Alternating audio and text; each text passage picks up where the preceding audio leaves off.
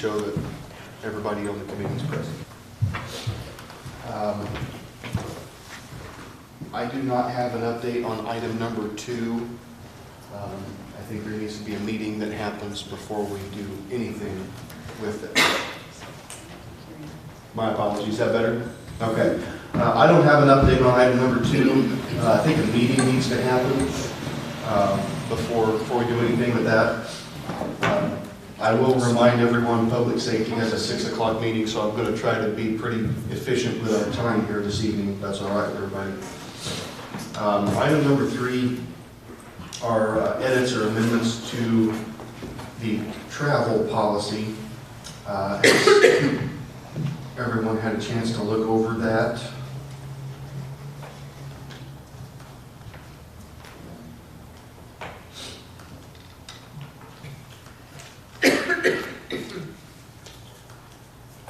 I'm going to take that as either a yes or a no. Yes? Okay. I spent some time reviewing it.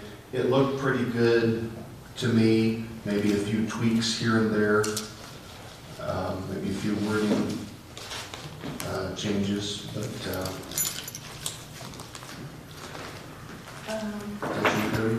Yeah. I do have a quick question. Yeah. Can I ask Yep. to read that? Yep. So we discussed in the past, and maybe it's here and I'm just missing it, that tipping is not reimbursed? Is not a reimbursable expense? I did not see that in the policy, but did we decide that that was, I think that's a statutory thing, not a policy thing, so our policy needs to needs to be reflect that? congruent with, yeah. Do you have that statute on hand? I do not.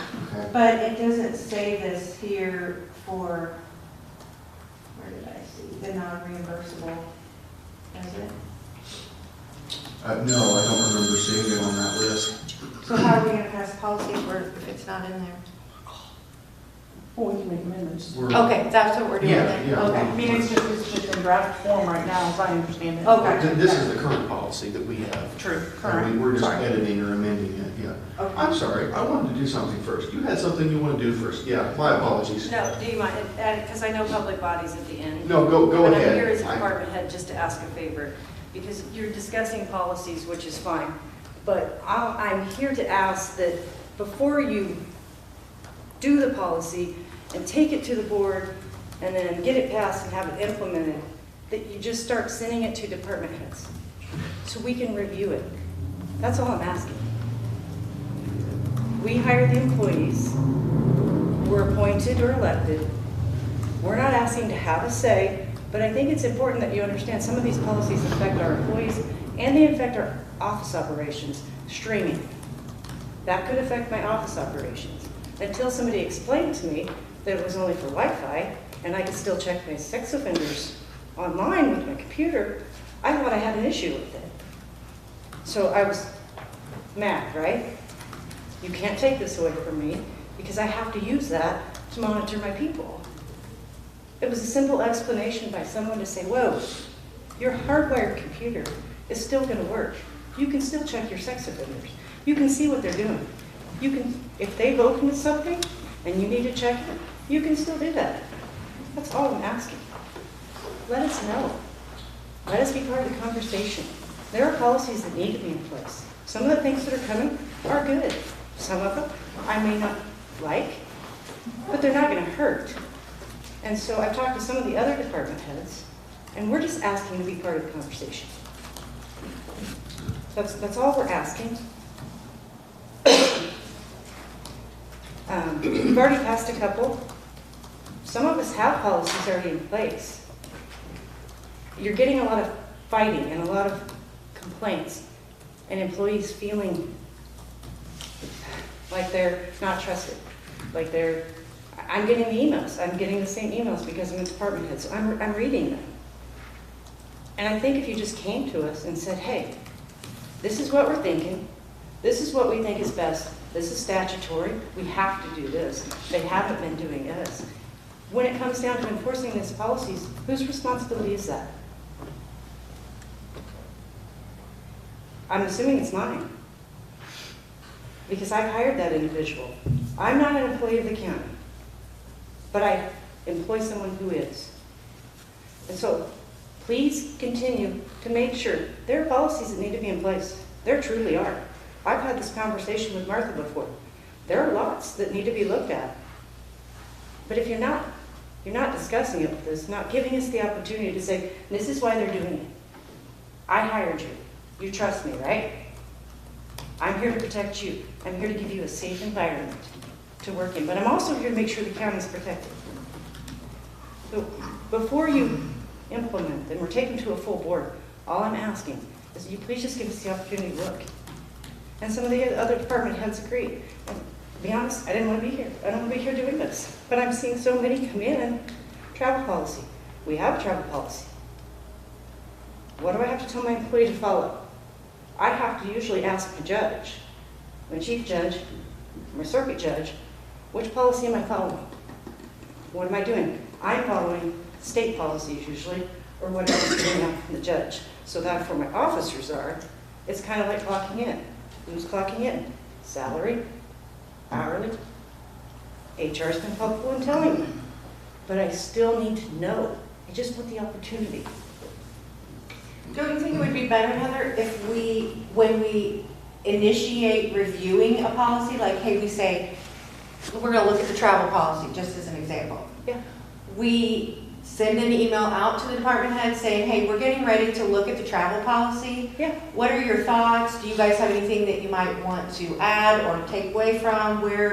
What's your input on that? That's And then what I'm we can come together as a committee, knowing what the department heads want to contribute, That's what and I'm move from asking. there. And that's what I'm asking, because I may have a policy that I can give you to review, maybe stricter than yours. My social media policy is stricter than yours.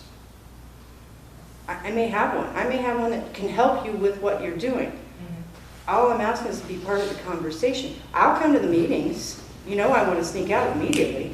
But I mean, I'll show up when needed. I was going to send it via email. I didn't want it to, because then we have the reply, oh, we violated OMA, something's happened. I'm bad about it. You all seen the email where I replied all. I didn't know. I've since learned. So that's why I'm here. I try to respond. I respond to public safety when I can about my van, you know. We'll respond. We're just asking for a little bit of input.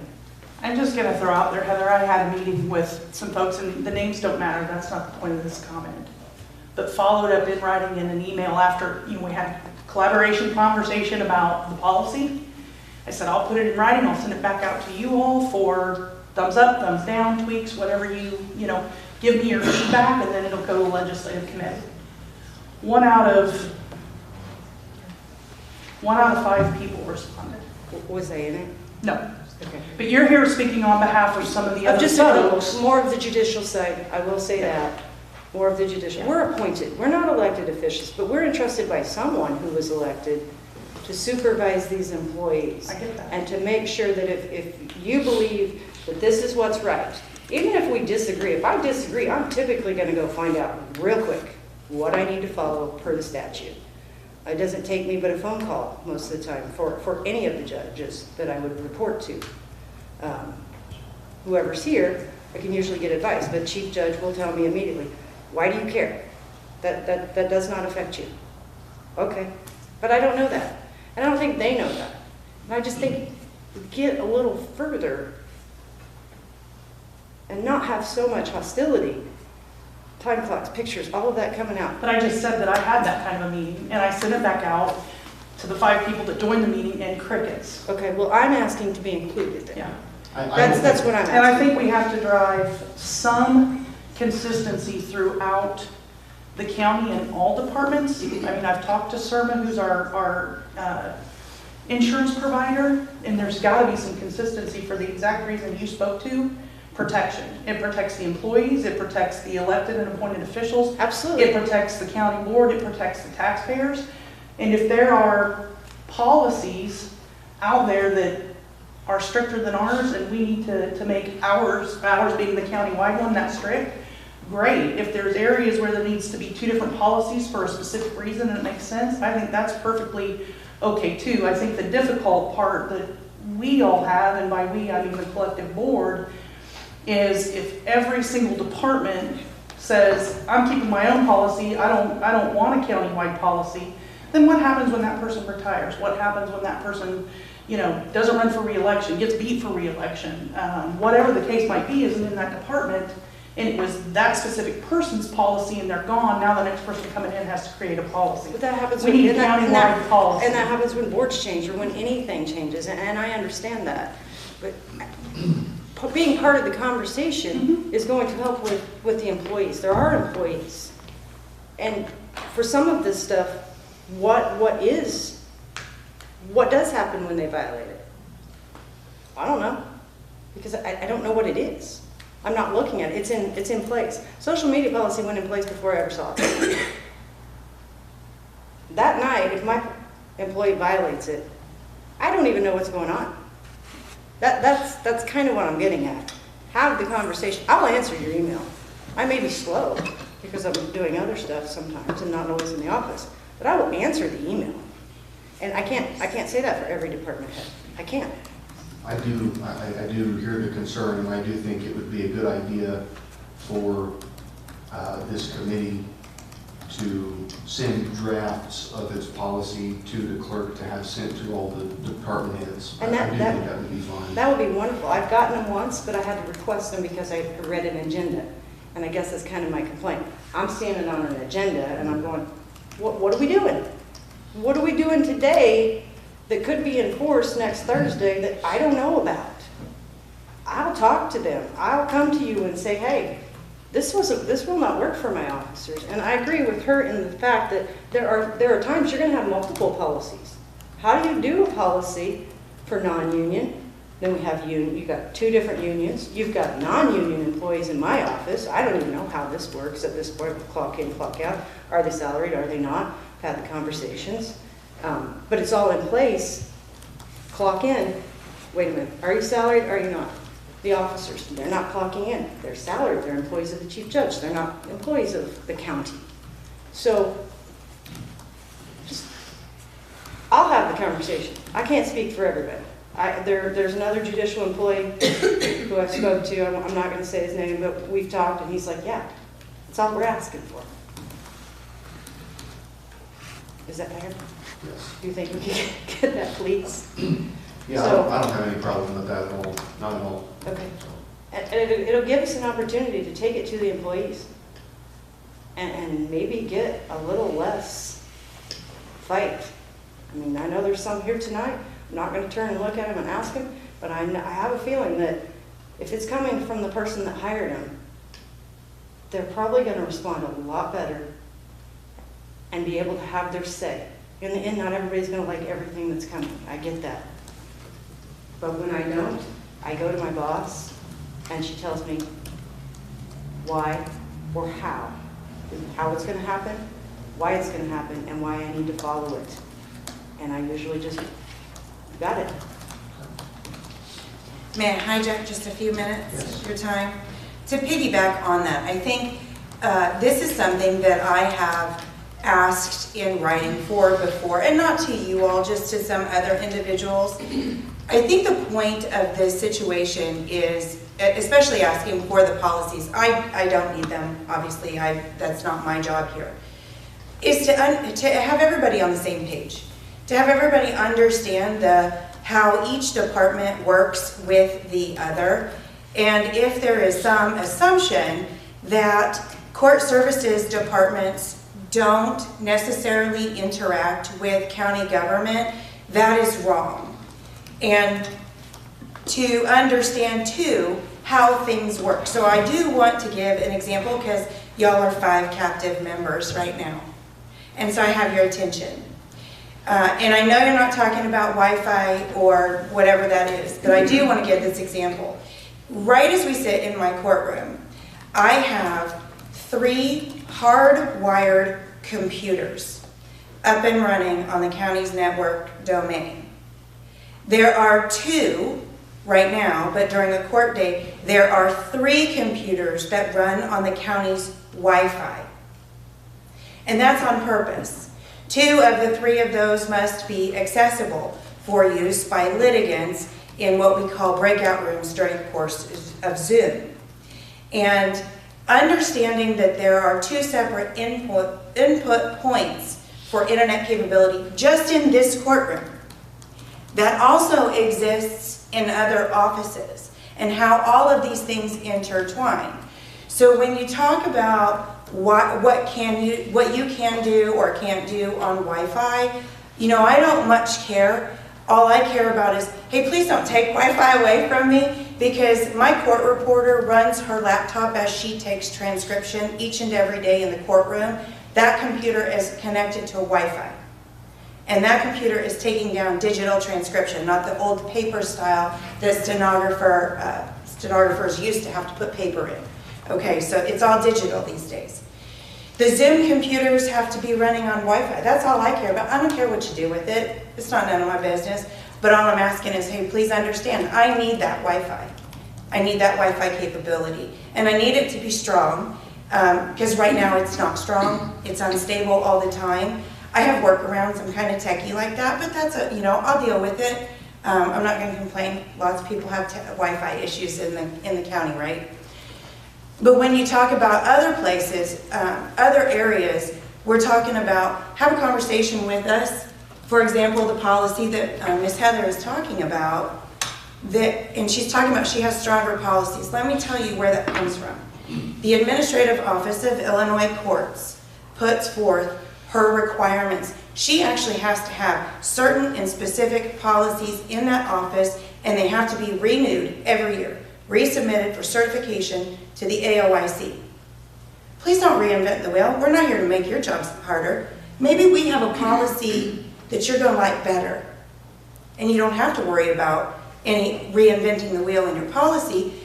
Heather can give you one of those policies. She can give you her social media policy. I don't think that there's any issues with disclosing that. We're non-FOIA-able offices, but there are certain things that we can give to you to assist you in your ability as a legislative committee. It's in the middle of being updated right now, so. She has to do it every year. It has to be done by the end of December every year. There's lots of policies. She's got a travel policy that is required by the AOIC.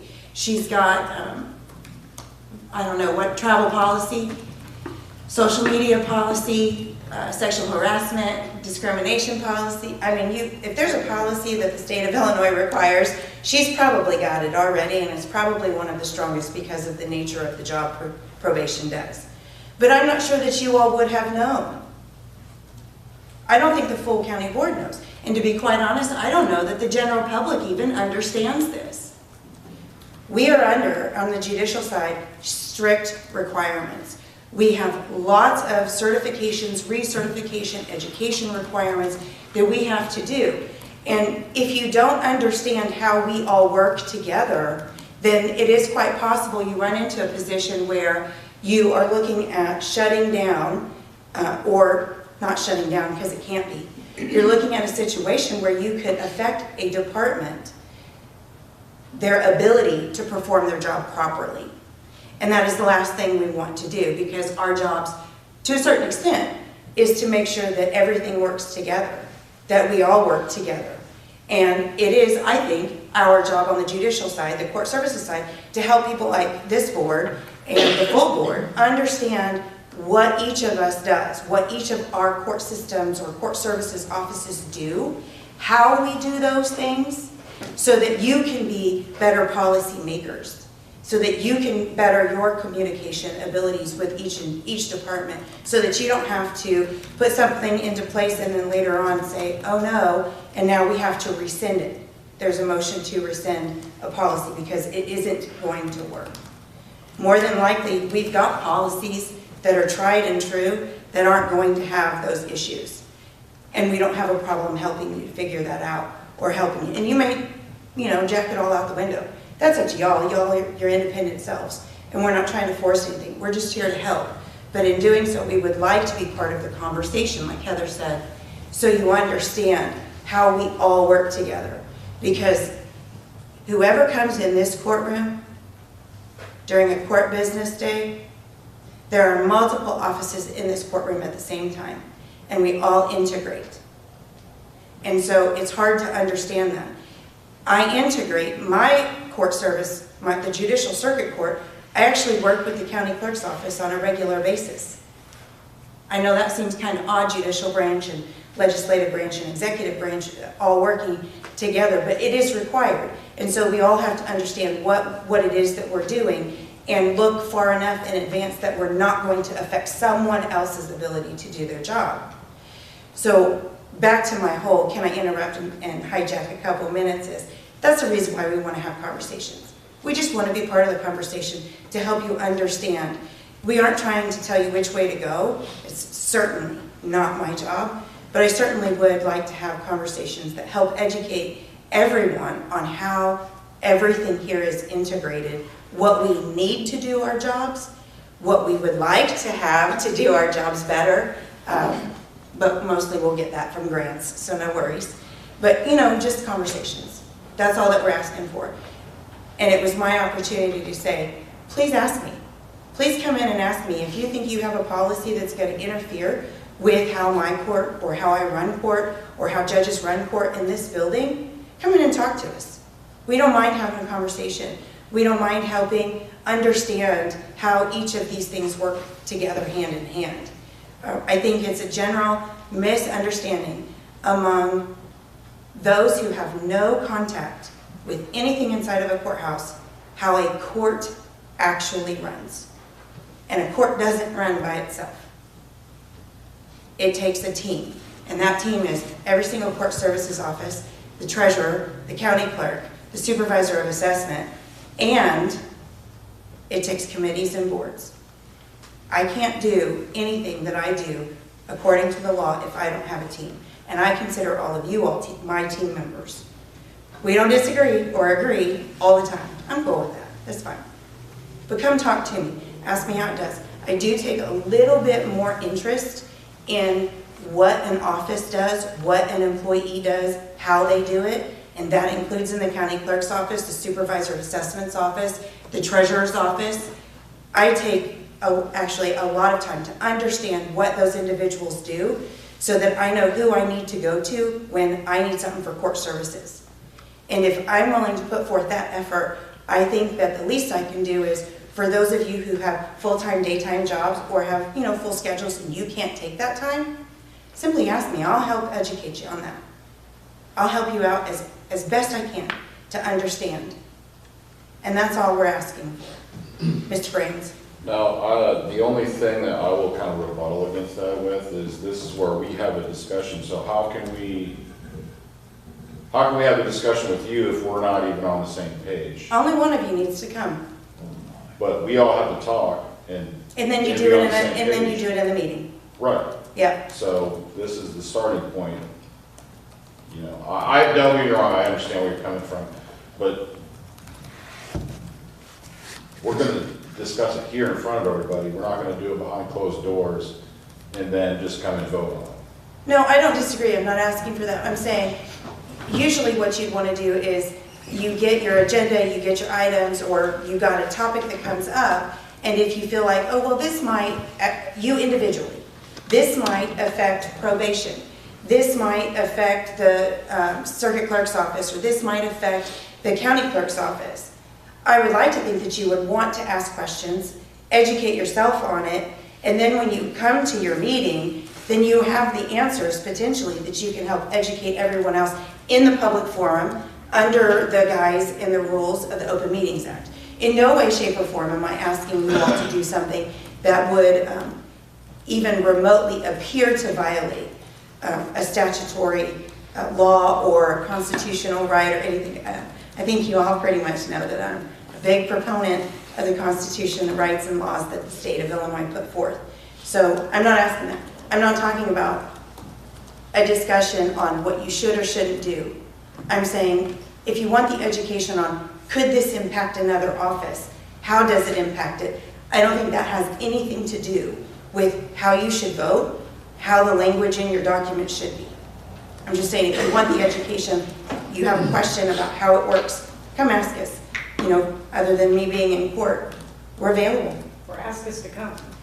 So- If you want clarification in front of everyone, ask us to come. I'll explain to you how that Wi-Fi policy is going to affect that phone right there. that's on call right now. And how I may have to go somewhere and see what they're doing and immediately access what's going on around me, including GPS, or what they're doing in that moment. I'll come. I get nervous, but I'll come. Can I also let you know that Heather and I have a slight disagreement when it comes to Wi-Fi? We do take certain different positions. We are not in agreement, and I don't want you to think that we're always on the same page, that I always agree with somebody or they always agree with me. We do have a disagreement. But until such time as you all act and the county board acts, there's nothing more for us to discuss about the situation. And we're not going to advocate one way or the other. Well, she may, I'm not. I'm out of that. You all do what you want, and then I'll figure it out later. But we don't agree on it. And so I agree with her. If you have a question that you would rather pose in a public forum like your committee meeting, ask us to come. Ask somebody that knows and see if they come. If they won't respond, reach out to somebody who is more willing. I think time allowing, Heather would absolutely come. And for the most part, time allowing, I'll come. I don't have a problem. I love public speaking. They're not fans of public speaking. So, it's always been my approach that our agendas are put together and they're posted in accordance with OMA, and anybody can see what's on it, and if they have a question or a concern, or if they want something added or taken out or whatever, they can come and speak to that. I am fine with this committee taking an extra step toward you, and I will send communication to the clerk asking her to send all of our agendas and all of our drafts She to does to send all the department agendas, heads. just so you know, we do receive the agendas. She does send those. Yes, we get the agendas, but we don't always know what policy you're going to be discussing. We haven't viewed it. Yeah. We haven't had the opportunity to say, wait a minute, whatever, maybe cross-reference the two of them. Yeah, you don't always get the draft. I don't right? get the draft, Okay. and so like I know there's a resolution, there was an email about some resolution, that I don't know what it is. What Yeah, is it? that's- I just would like to know. I can look at somebody who works here, she works here. Hey, we got to talk about this and how this is going to work for us. We will make sure that the drafts also get to you. That would be great.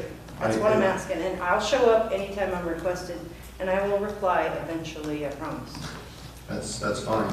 Yeah, this committee has no problem being flexible like that and taking the extra step toward you guys. We Thank you. have no problem with that. Thank you very much. That's all I'm asking. And I appreciate you letting me talk. I know I've delayed you.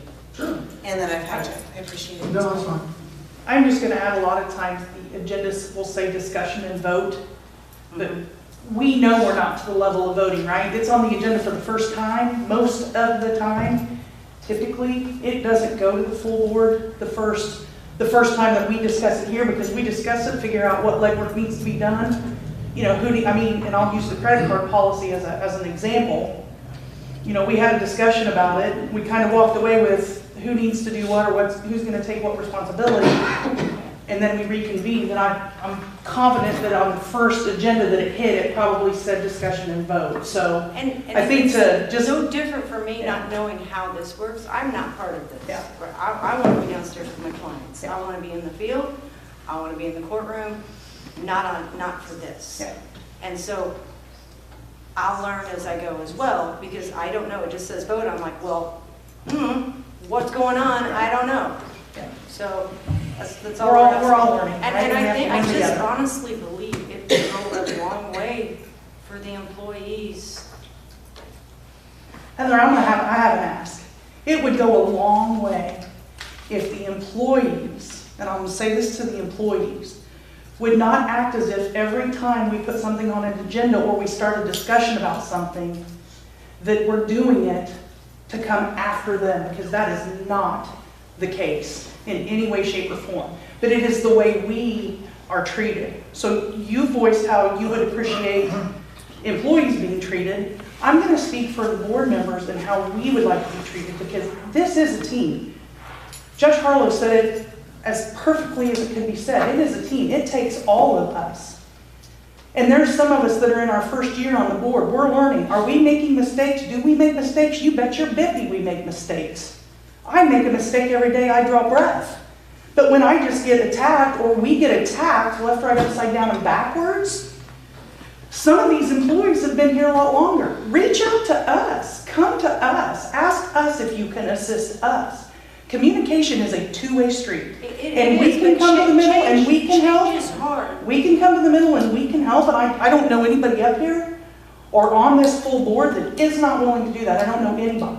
I'm not saying you are. But turnabout and the respect coming in the other direction is what's going to help this county as a whole, in my opinion. And I'm speaking for my employees and my staff specifically, no other employees. I don't have any other employees. I have one county employee and 2 officers. And so I understand what you're saying. Change is hard. All right. I have to go through it with clients, Yeah. and but you just got to give them time and you got to work with them. And I think working with their actual employer will go a lot further. All right, we do have an agenda to. Sorry, to- thank No, you. that's fine. I appreciate your comments, everyone. All right, back to the travel policy. Something about tipping. Did we decide statutorily that tipping is not I permitted? need to look into it. It's my understanding that statutorily it is not allowed because it doesn't serve a public purpose. You being fed serves a public purpose. Giving money to a server does not serve a public. That's my understanding, but I have to find the actual statute. I don't know off the top of my head. We can look at the statute, but I've never worked for anywhere that allows tipping to be a reimbursable expense. Public or private sector, yeah. Okay, so we might want to make a note that we want to put, include tipping on the list of things not to be covered by the county. I did notice that the, what do they call it, the reimbursement schedule was updated. Appendix A, which is page 4, seems to be replaced by a subsequent Appendix A, which is page 7. We might want to exclude page 4 because it's outdated now. It's already been replaced. You're talking about on the previous policy? Well, the policy I have is 8 pages, and page 4 is Appendix A, and page 7 is also Appendix A. It's just an updated version. So there's 2 of them there. We might want to get rid of the old one. I think. Okay. Yeah, this is the second one, and page 4 is the same thing, just an older version. So we might want to do away with that one. So we're gonna just delete that whole, we're not gonna set limits for those, or is that what you're saying? They're already here on page 7. It's the same thing. Okay, It's good. just updated. Well, because I saw that where it was $80 for a hotel room, and I'm like, that's not very, I don't want anybody staying in shady hotels, motels. No. It's the same thing, just updated, so we could do away with the old one, and then it won't be there to be confusing and redundant. Okay. That and tipping, did anyone else see anything else in there that needed to be changed?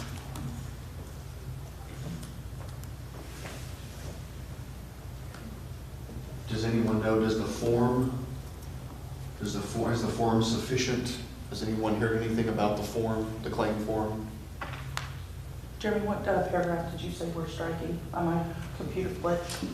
It's page 4, it's Appendix A. There's 2 Appendix A's. There's an old one and a newer one. We can strike the old one, I think.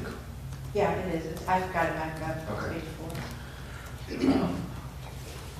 So other than that, did anyone see anything? I mean, this is what they turn into the budget committee for approval?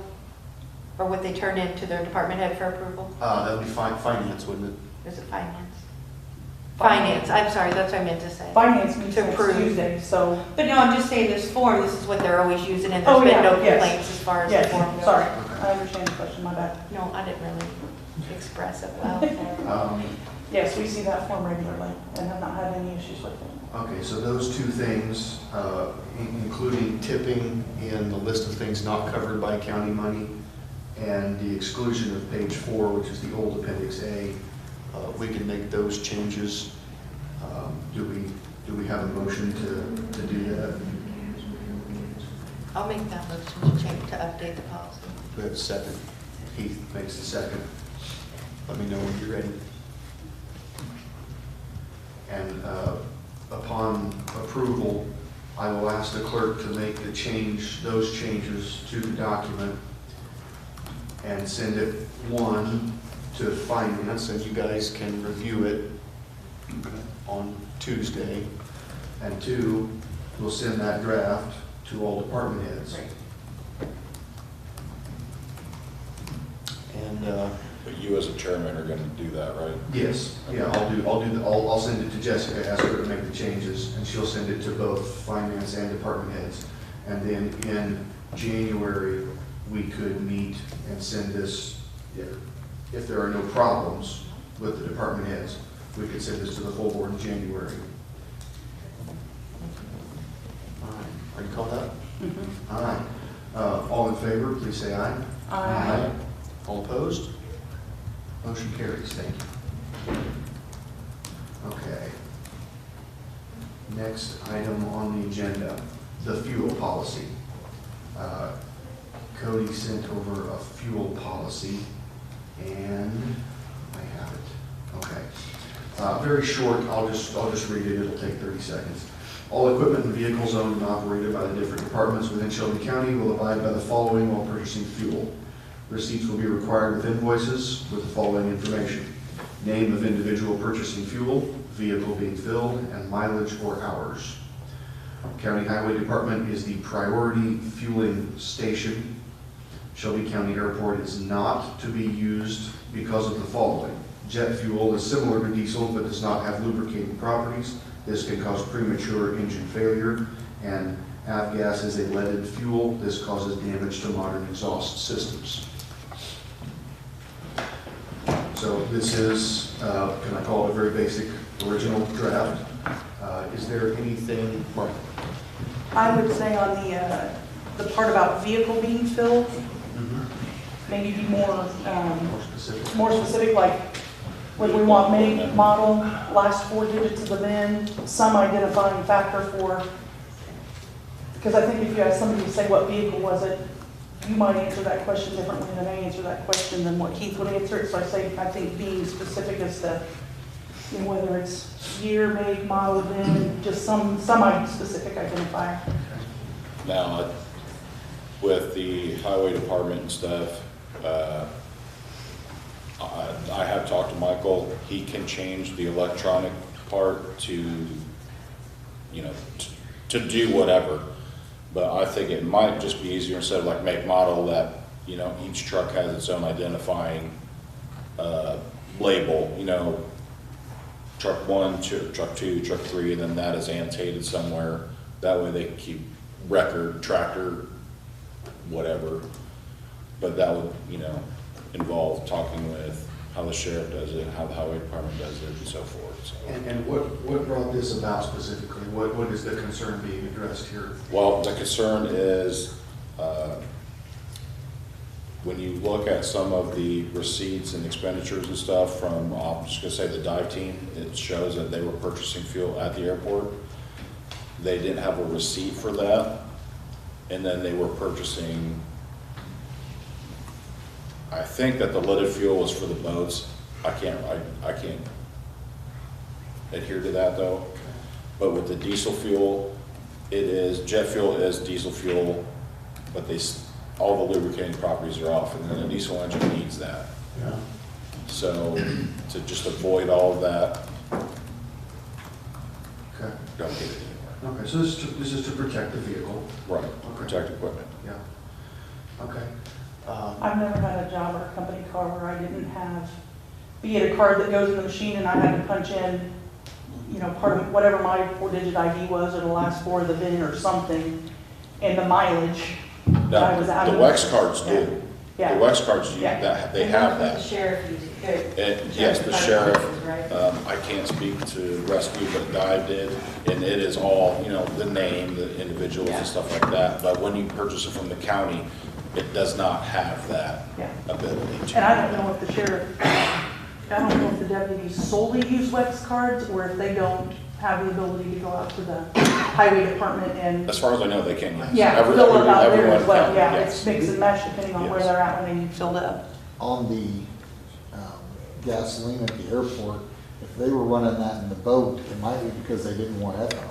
Right, yes, that is one thing too, and I have asked Michael if they can have if they have a smaller tank out there that would have the ethanol-free gas.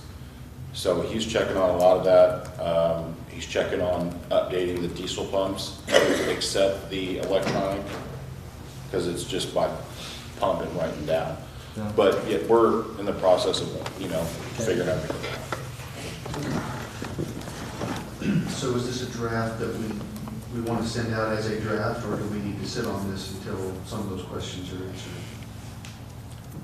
Cody, when you say mileage or hours, is the hours pertaining to a vote? Engine Well, hours or not what? so much like, Or- well, I mean, that could be a lot of equipment, tractors, Okay, there's equipment, backhoes, okay. everything is done by hours.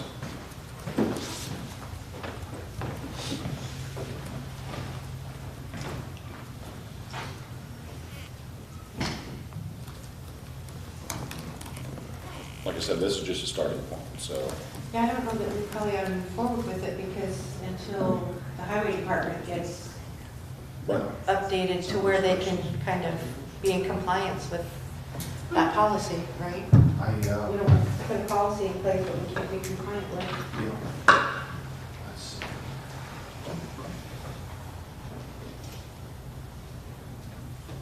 So on number 2 in the vehicle being filled, is that something you said you're working on with Michael Tappendorf to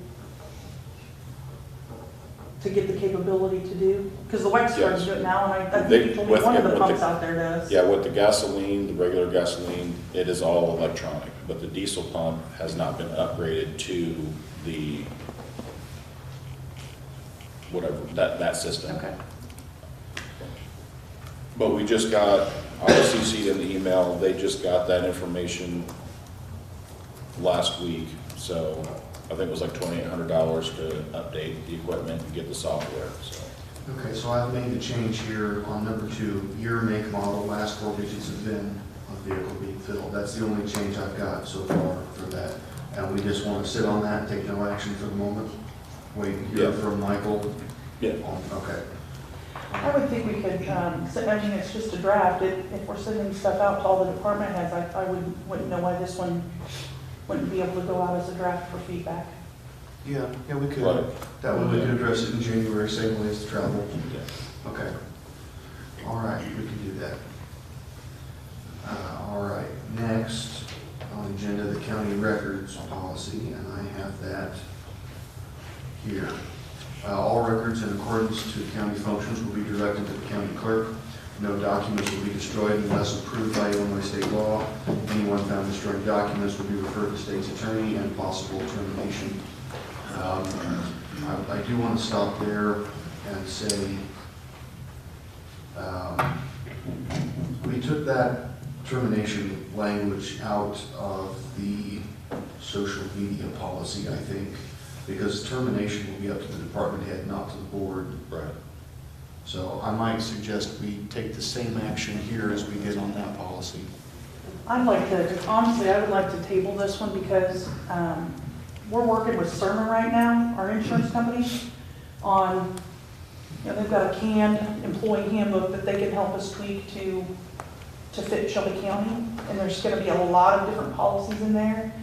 But I also think that the state of Illinois probably has statute related to document destruction, and I would think we would want this type of a policy to, mirror that, or even find out if like a handbook would just refer back to statute number, whatever, and that's it.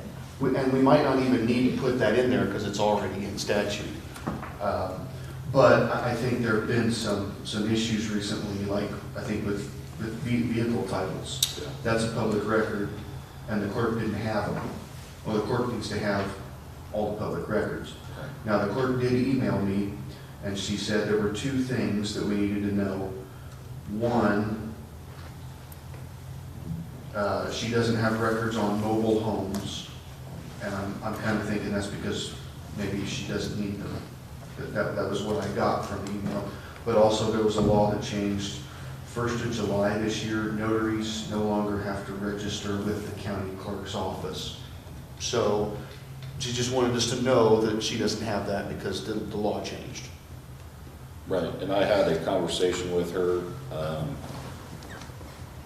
when we passed the budget, that we were gonna try to make her the central, the hub of it, because I think there was an MOU that states that there's 3 different departments that they said the department head will keep the official records. Well, that is not correct.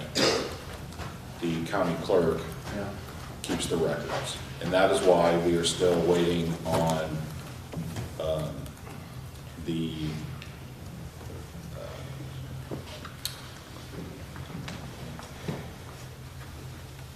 what do you call it? That word. Yeah, we have it every year. We're waiting The on, audit? yeah, Bedford Run, we're waiting on the audits because there's not a centralized Yeah. hub of information. And the other thing was, I got the impression that some timekeeping and payroll records are coming to the courthouse to be processed for payroll and kept as public records, but there are other records for the same people for the same time that indicate different things that are not coming to the courthouse to be stored as a public record, to being kept in the department. So we have that kind of thing going on in various departments, and the clerk's department is supposed to be the keeper of all the public records. So, yeah. So, you think we want to table this? Like, and a lot of this Or is just starting take no action? What's that? A lot of this is just a starting point too of having the conversation. Yeah, just no action, I think would be okay. Can we take out the part about possible termination, Yes. just to be consistent? I'm not thinking It's in there a couple with- times, Yeah. I said we take it out in both Yes. places. Okay, Because the line after that, it's in there too, yeah. as well. I think the whole thing might get Well, just kind of rewritten or, I can say that. or not The necessarily. very first line, it's all in bolded, almost as important, and then the next line could almost be, follow the Illinois statutes, and that could be about the end of the policy probably. If we're not gonna take action, I would say don't worry about amending it now, when we bring it back to Okay. discuss in January or whatever. I already took them out, but okay. I mean, you can save the draft, and bring it back as the draft the next time. Okay. I hope to have some sample language or something from Surma on a handbook and see what, Okay, let's move on to the timekeeping policy.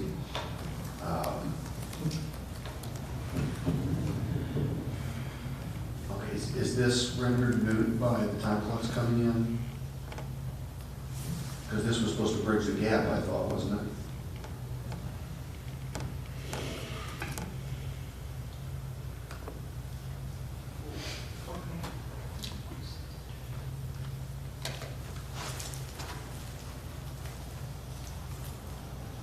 Well, you have still some things in here that probably need to be,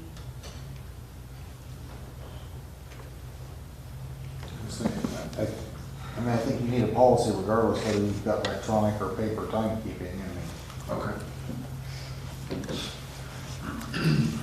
Okay. Prior timekeeping anywhere in the county of Shelby will not be accepted.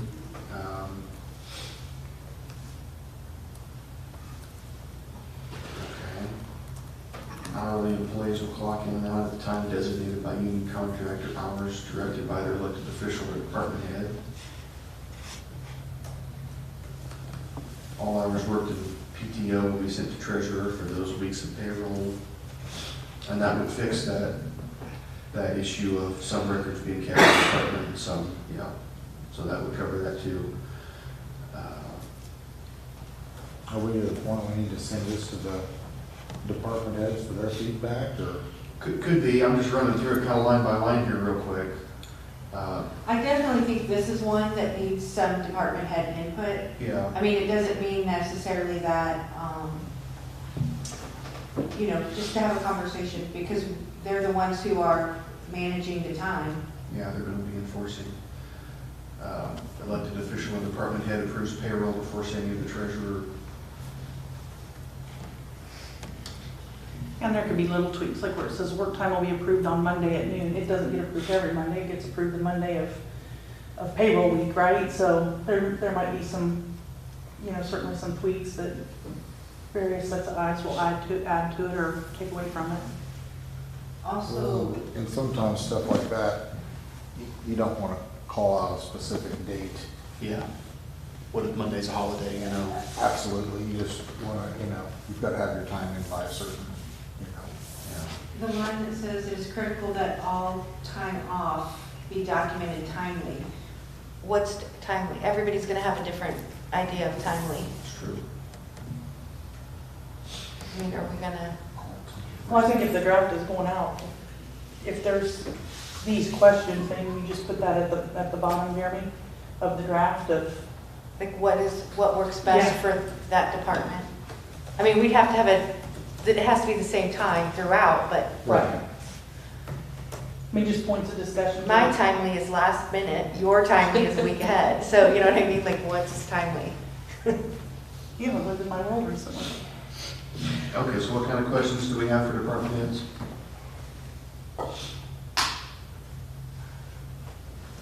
I mean, that was one of them, like, what would be the allowance for PTO? Like the time. For approval, yeah.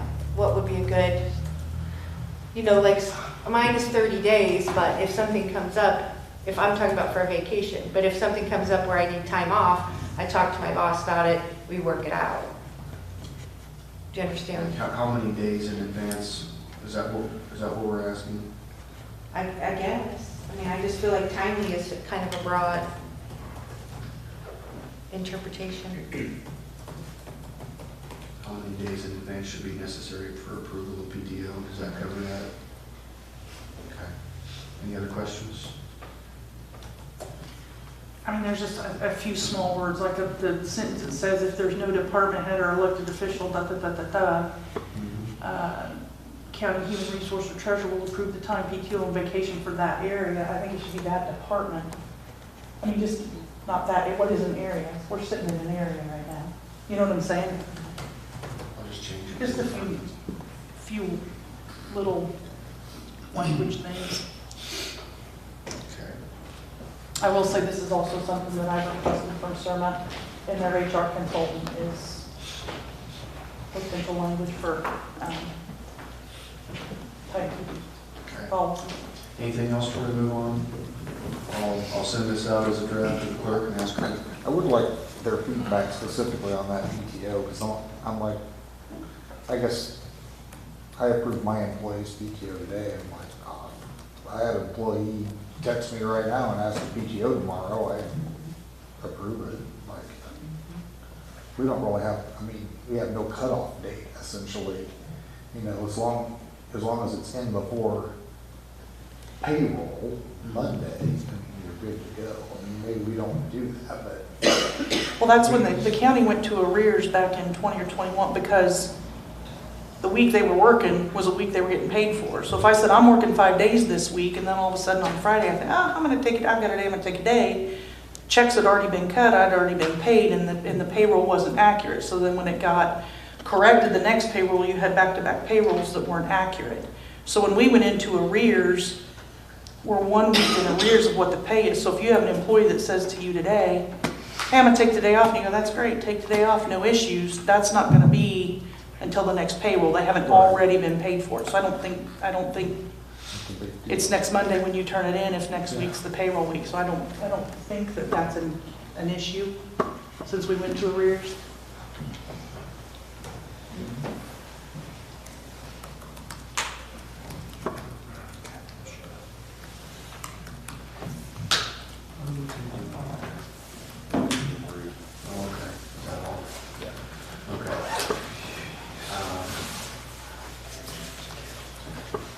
I will send that also to the clerk and ask her to send it to the department heads.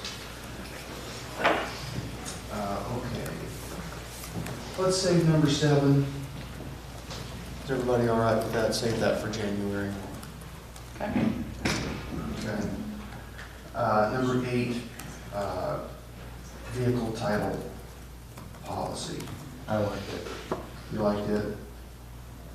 That's pretty straightforward, I thought. All county-owned and operated equipment that requires a title from the Secretary of State in Illinois or any other department from the state of Illinois will be required as followed. The title and registration will be registered in the name of Shelby County. The address of all equipment will be 301 East Main Street, Shelbyville, which is here. All titles will be in control of the county clerk. In the control of, instead of in control? Okay.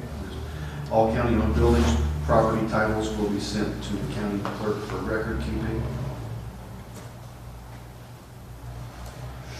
Buildings to be titled as Shelby County with the appropriate address. And all departments have until March 1st of next year to correct any titles or registrations that do not follow the above policy rules.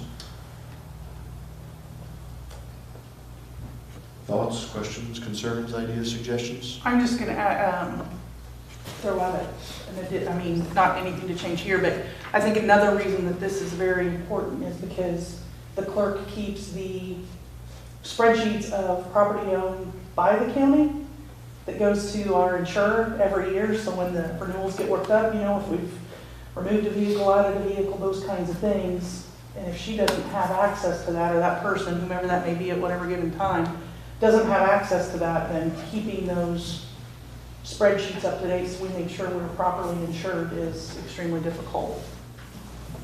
Okay, I agree. Anything we want to change on that? Is that ready to be sent out as a draft?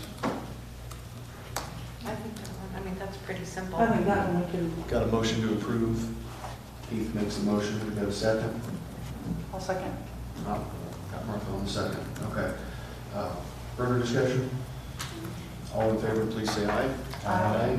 All opposed? Motion carries. Thank you. Okay, let's jump ahead to the approval of the October 17th minutes. Hopefully we've already had a chance to review them. Do we have a motion to approve? Keith makes a motion to approve. Do we have a second? Mr. Brown seconds. Any discussion? I looked them over, thought they were good. Hearing no discussion, all in favor, please say aye. Aye. Aye. Do you want to do an extremely quick run-through of the minutes? No. Or we just save it for January? Yeah. Okay, we'll save tonight's minutes for January. I'm sorry, but who seconded the approval of those? Cody. Cody, yeah, thanks. All right, in that case, we'll move to public comment.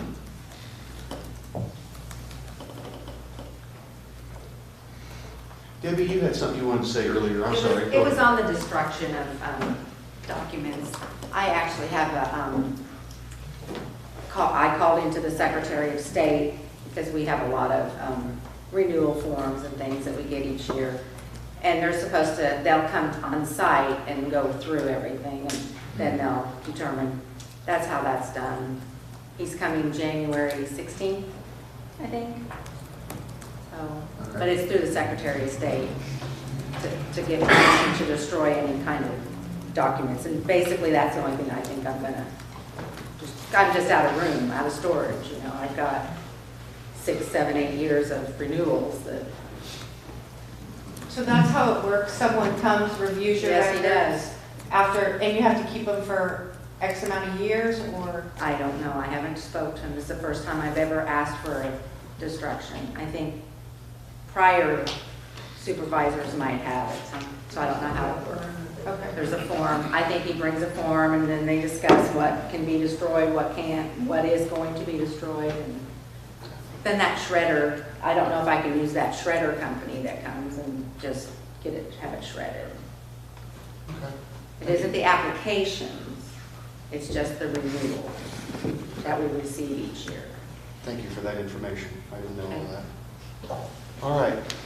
Others? First of all, I just want to say this. I don't want to come here with any kind of attitude problem or anything like that. I really feel like that as an employee, I would like to be able to have good communication with the board members. I feel like that's important because we're here every day. I feel like there could be some better communication about what policies are gonna be implemented to us. I understand you're gonna contact the department heads. I think it's a great idea.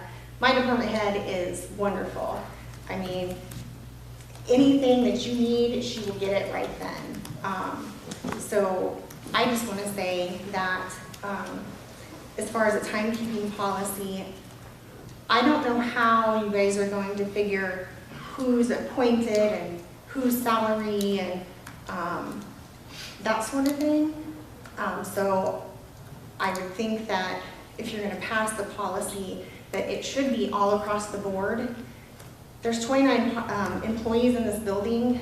There's 22 of us daily. There's 7 department heads. So out of all of those employees, there's only gonna be 17 of us that are gonna be clocking in and clocking out of the time clock. So I don't know if you guys were aware of that. That just might be something that you wanna look into, passing a policy to make sure that it's fair for everyone. So again, I want no animosity. I just want us to all communicate better. I think that that would be a better working environment for all of us. So thank you. Thank you. Others? No others? Last call for public comment? I got one. Oh, go ahead. I got one thing. I was listening to the judge and Heather about the discussion, and you put your agenda out 48 hours in advance, and a lot of times they get turned in. Everybody checks the website for the agendas for when the meetings will come up, and sometimes they don't get turned in until 3:45. Courthouse closes at 4, they get uploaded. So your employees don't come in and see them until the following day, which gives them very little time to reach out to any of you. They have other jobs that they're doing. So that's not, when they were speaking, and they were saying, reach out to us, and nobody wanted to violate OMA. I don't think that is violating OMA if you have one person that's contacting a department head to say, hey, this is what's on the agenda, or we think is going to be on the agenda, or coming up in the next week or 2. Can you get some thoughts together? So that way they're not blindsided when they come in by that agenda and only have one day to try to reach out to their employees, try to reach out to you, and then it's a big blow up. It all comes down to communication. I thought their comments were excellent, and I think it would cut down on a lot of when that agenda just pops up there and everybody's like, whoa, what's this? And I think that does cause a lot of animosity, because I think that the department heads, they believe that they do their job well. And it almost seems like by some of the stuff on the agenda, it's so much micromanaging of some of these are elected positions, the department heads. They were elected by the people. They don't really answer to the board. They need stuff from you, yes, but they're not answerable to you. They're answerable to us. So elected positions are a little bit different than employees, and those employees answer to the department heads. And of course, elections come around and you guys go out, so whatever policy you're setting, you need to keep in mind, new people will be coming in every 4 years, every 2 years, however it all works, and whatever policy you decide on might be gone in 4 years. So, while I think a lot of policy needs done, I think you need to really talk to those department heads, because for the most part, a lot of them get elected year after year. We've had several that have been elected and have been here for years. While you come and go, they've been here. So I think that communication will be good. That's it. I thought the judge did a great public comment. I can't imagine that one of you is not on the same page as the judge. I thought she did a very fine explanation of what's going on here. I don't know how you couldn't be on the same page with her. I think we I all think agree we with all her. are. We are. No, Cody said he wasn't on the same page. How That is can not you what deal Cody with it? said. That is not what Cody said, Jake. What did he say? He asked her a question, and he was asking about, when we come He said, how here, can we deal with you when we're not on the same page? that's not what he said. Is that what he said? Sounds like what he said. Not arguing with you. Anyway, That's not what you said, Cody? no, it's not. If you want to go back, it's on. I said, "Well, listen to you." That's not a recorder. We'll watch the cameras on. Is that it, Jake? The camera's on? The camera's on. Oh, they'll take care of it. Okay. Okay. All right, any others before we adjourn? Last call for public comment. No public comment? All right, do we have a motion to adjourn? Julie, second? I'll second. Okay. All right, all in favor, please say aye. Aye. All opposed? Motion carries. Thank you all for being here. We are adjourned.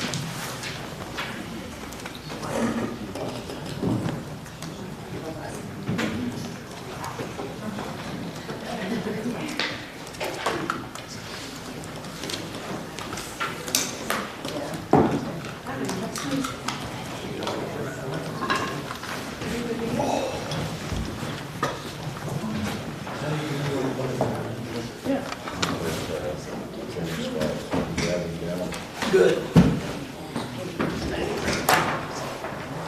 Do it.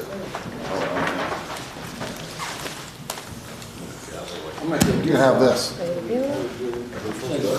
Jules ain't gonna move. Somebody wants to know. Are they squeaky or just? No, they just don't sit. I They appreciate tilt it. forward. They tilt forward. They don't, I like, slid back yeah, this you time, like you like slid the whole time. sliding, trying to hold it. Yeah, yeah. I didn't know. Maybe it was just my chair. well, that or I get the same one every time. That could be. Sliding forward. I was looking at Martha's though, I'm like, what? Hers is. No, you do not. Somebody broke last time. The minutes? Yeah, yeah, that way everybody can look them over before January. Okay. Thanks, Martha. Yep, Thank you. Thank you.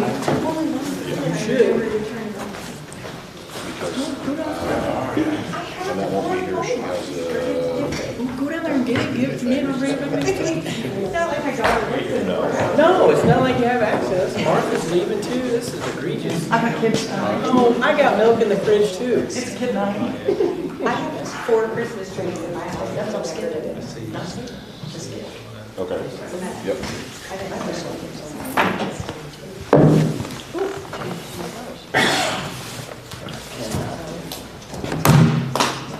Here.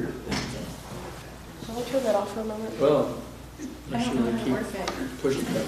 Yours is on now.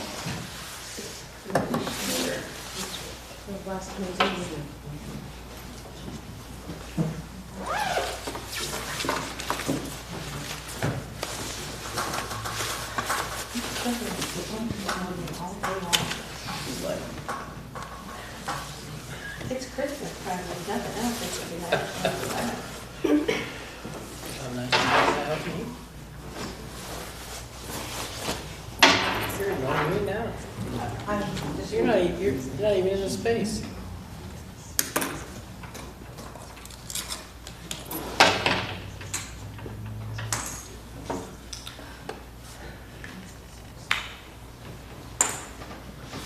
Not used to sitting over here.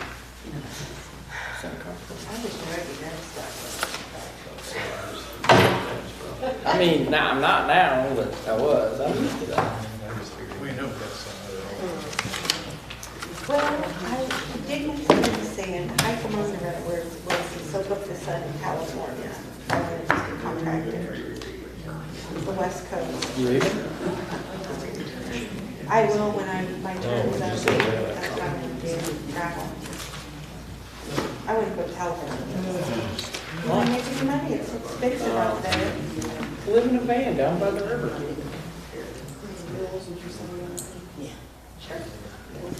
Do you need me to write anything on here, like public safety?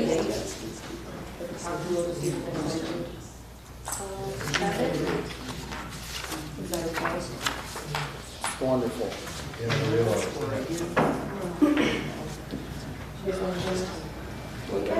I mean, I can help to share. I have No, one. I can use my thing. I have one. I'm responsible. Well, you said share, so you're not. But then she started talking. I have one. Thank you. I think I said that. I think.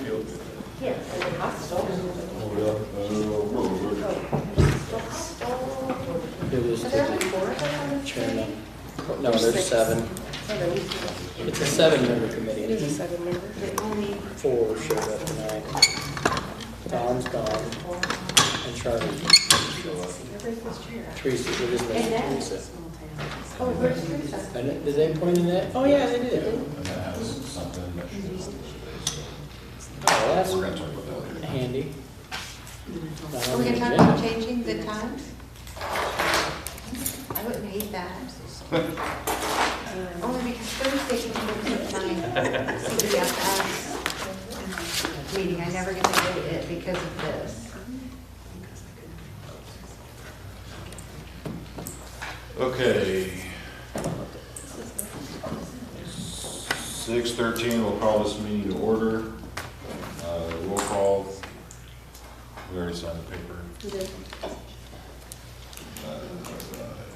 So we are going to skip number 4 because the title was not done. And we are going to skip 6. So discussion vote for committee liaison to work with the sheriff on courthouse window project. Does anybody want to volunteer for that by chance? Yeah. Push the button. There you go. All right, discussion and vote to have committee liaison to work with the sheriff on courthouse window project. I will say I finally was able to get a hold of Utz and Associates, and the answer I got was, we'll call you tomorrow. So that's all I've been able to get in 3 days. Sounds familiar. I guess if not, if nobody else wants to do it, then I will continue to push forward on that. I'd make a motion to have the chairman move forward. Congratulations, Mr. Chairman.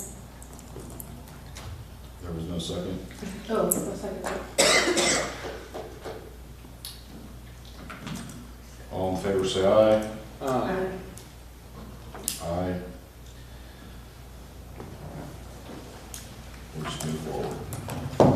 All right, number 5, discussion and vote to recommend the full board to declare probation's 2000 Chevy G3500 Express van, VIN number 1, G as in George, A as in Alpha, H as in Hotel, G as in George, 39, J as in J, 4 Yankee, 1147819 as surplus.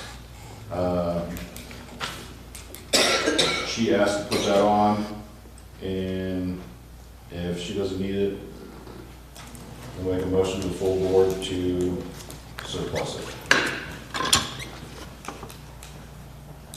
I'll make a motion. Julie makes a motion. Is there a second?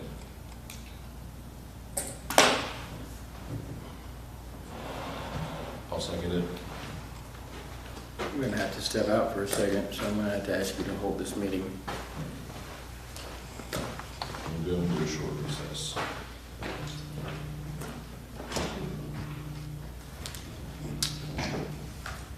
$6:16.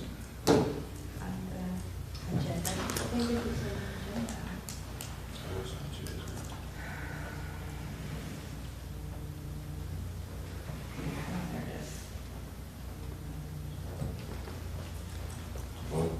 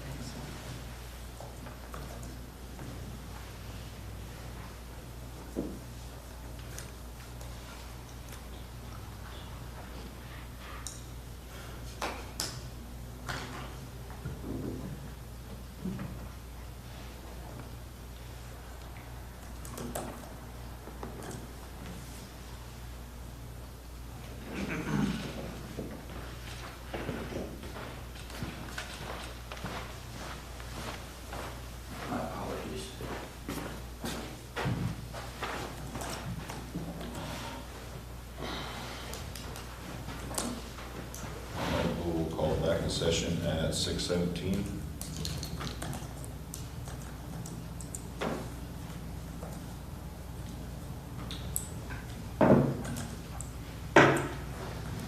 Now, there is a 2009 Chevy Impala for Sheriff McReynolds to surplus also. Do we want to lump that into one, or we want to do that separate?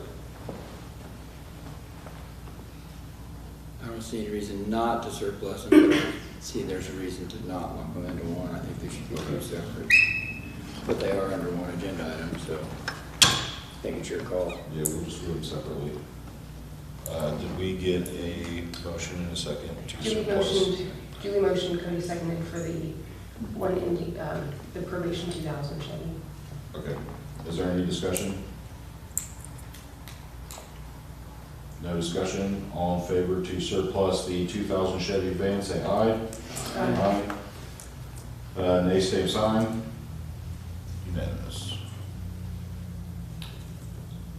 All right. 2009 Chevy Impala, VIN number 2G1WB57K9913-20615. Do we have a motion to surplus this? I'll make a motion. Is there a second? I'll second. I'm suggesting this is at the behest of the sheriff. Yes, that's correct. Okay.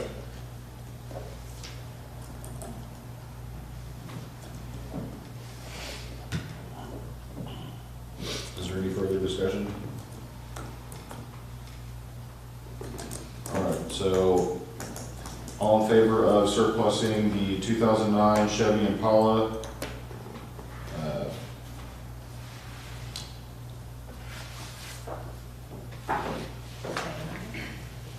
If you're all in favor, say aye. Aye. All opposed, same sign.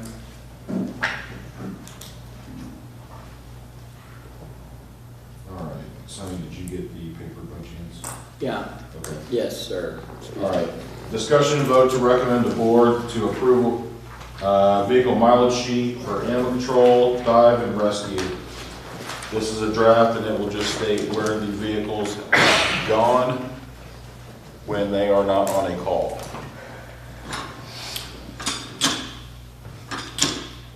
Is there a motion to discuss? I'll make a motion to accept this drafted mileage log sheet. Is there a second? Is there any discussion? Is this per month or just until And just to it's tell us, out? yeah. Yeah, until it's full, they can start on another one. And what are they doing? It's full? For how often is this reported It should be monthly to committee. the committee? Okay. That's it. Any further discussion? So we're having this is the paper, correct? Yes. We have a policy that will explain how they're supposed to, Yes. okay. However, we're going to skip that because I do not have it with me. Okay, and this is just a draft, we're not implementing Yep, anything this tonight? is just a draft. Okay. So we do not have to send it to full board next month. We can wait until January to make any decision. Okay. Again, I would recommend, like we talked about in legislative, maybe sending the draft out to department heads. Yeah, Well, there is no department head for, I can, oh, we're just doing it for those, not everybody has to do No. mileage, it's just No. those specific departments? Yeah. Okay, gotcha, because sheriff should already be documented where they're at. gotcha. So do we want to motion to discuss this further in January? I would withdraw my motion at this time for item 7. So we can skip it. Just do a no action. So with no action.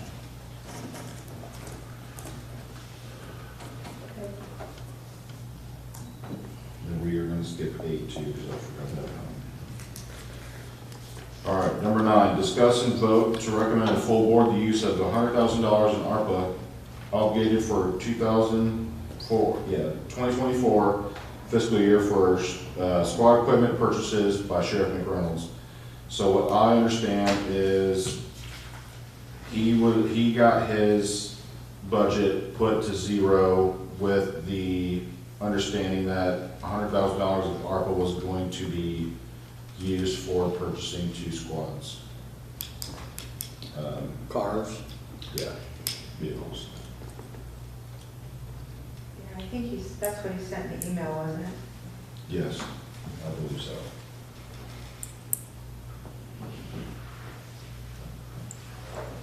Yeah, his email says my budget was cut to 0 for vehicle purchases.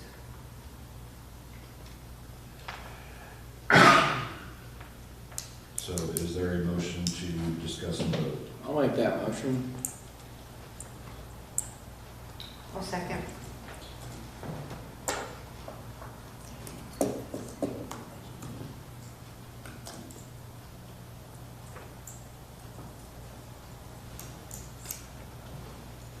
Ready? All right. So, So is that for discussion? yes, up for discussion. Is there any discussion? Is that, how many squad cars is that? That should be 2. 2. They were, I think he said, yeah, I think he said they're around 50,000 apiece. Time to get them all upfitted.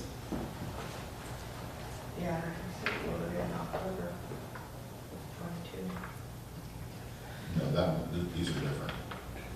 These are more different ones. I ordered a squad in October 22 and still do not have that squad completed and delivered yet. Yeah, So those have already been paid for that he's ordered? These are for additional ones? these are additional. Oh, okay. For what I understand, yes. Okay. All right, if there is no further discussion, all in favor say aye. Aye. All opposed, same sign. Pass unanimous.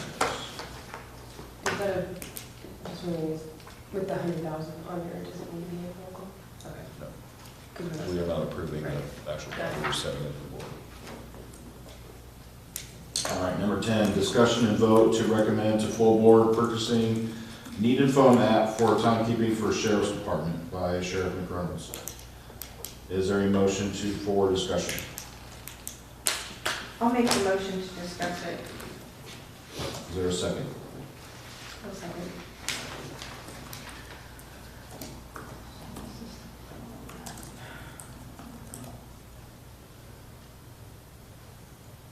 Down, they did say when the weather is cold, the computers take a while to boot up. And I understand where it's coming from. Okay. He said that the phone app is probably gonna be a lot easier for the deputies to use. As far as I know, they are waiting on CIC to get back with how much that would cost, but there's not a figure. Is it the same app that the coroners are gonna use? Deputy coroners? Yes. So, But you only buy a select amount. It's not just one size fits all, so if there's, if 0 to 10 is one price, 10 to 20 is another. I guess what I'm saying is we have to make this purchase for the coroner's office. So why is it looking like it's something that has to be done for the sheriff's department? Why, it should just be the county making the purchase. We bought the time clocks. Right, but we only pay for a select amount. So we need Now, to, we are gonna go over. How many did we select- buy? I have no idea, I don't know. I can't tell you that. so we need to make sure that we include enough for the sheriff's department too. Right. Not, like, this would be included in the Right. package. Right, I guess that's what I'm saying, like, I don't see, I think basically the sheriff is just asking that we include them in the mobile timekeeping. and with, okay, so I'm trying to wrap my head around it. So the assumption was they were gonna use the laptops that they're already using. Mhm. The fact is, those things take a while, and it would be best served if the deputies were allowed to utilize the phone app that we're already paying for. We just need to add accounts. Right. That's what I'm saying. I think this needs to go to the full board that, hey, we need to add 10 more accounts, not, hey, the sheriff's department Yeah. wants us to buy, because Right. the county board pay for the timekeeping stuff. The sheriff's budget shouldn't suffer from having to buy this phone app thing. No, and I don't think that that's the way he's thinking it's supposed to be. It's just to add Right. the sheriff's department on the phone app itself. Yeah. Well, I'd suggest that we get some hard numbers before that goes to the full board, but I'm in full support of Right. it happening. Yeah, And I mean, you might get it cheaper the more that you buy. You might They get it cheaper. go up. If it's any type of app that I'm aware of, it's like 1 to 100 is $50, Sure, and that's what I 100, mean. 0 to 200 is $75. Right. I think he just wants us on, that way when the information does come in, it can go to the full. He board told, next week. I've had conversations with him before, and he said that he likes to run with 12, so if we added 12 more users. That's my understanding. I'm just saying there needs to be communication with the sheriff. We don't need to order 30, Right, but I don't want to order 5 if he needs 10. right. Yeah. But he's not here to talk I about that understand. right now, so. Yeah. Is there any further discussion? Does Julie want to keep her motion the same? I think I just made a motion to discuss, didn't I? To recommend a full, okay. To Oh, recommend- no, I just meant, I'm sorry, discuss the mobile app. So, I mean, is I mean, this I can something we reason- want to push forward then? Or do we want to? Well, we need to get, like we said, we need to figure out how many, what the cutoff is and the price and. Before we go to the full board. Right, Yeah, but we need to go to the full board the day after tomorrow. We don't need to come back and deliberate this again. Okay. We've implemented the time clock, and then we have people that can't utilize it. So that's not fair to those guys. Okay. I mean, that's my suggestion. I mean, So I guess I want to keep my motion. yeah, I will go by next week, the next, for the board meeting, that we would have that information. I mean, I can communicate with the sheriff and find out how many he needs, if that's what we need to do, and relay that to you, and then you can find out how much that's gonna cost and get it done. Right. I mean, all we're saying to the board is we need more slots, and the reason we need more slots is for the sheriff deputies. I have all of that in discussion, but the motion was to discuss purchasing the app for the sheriff's department. Well, Okay, so I want to Did you change wanna- that. I would like to amend my motion. Okay. To recommend to the full board the purchase, or, well, including the sheriff's deputies in the mobile app purchases.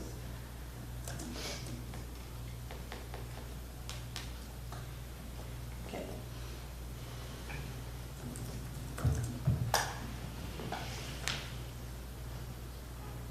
Any further discussion? How do you do it in a minute? We're gonna do that. So she's recommending to the full board to approve the sheriff's apps with the courthouse. Do you need to remember? yeah. Yeah. All in favor of Julie's amendment? Say aye. Right. All opposed, same sign. Okay, so we're good.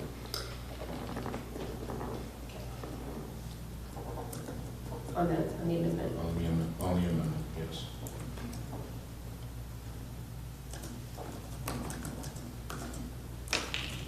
Okay.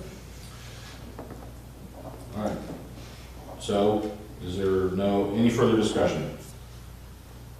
All right, recommend to the full board purchasing needed phone app for timekeeping. All in favor, say aye. All right. Aye. All opposed, same sign.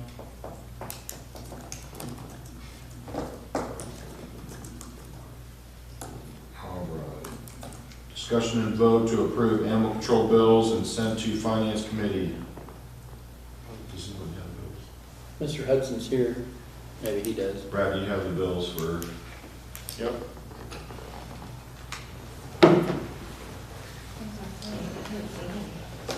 I need to.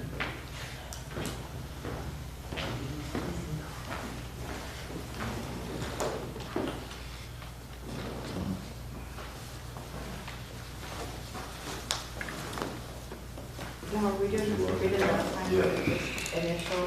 Mhm. Before initial.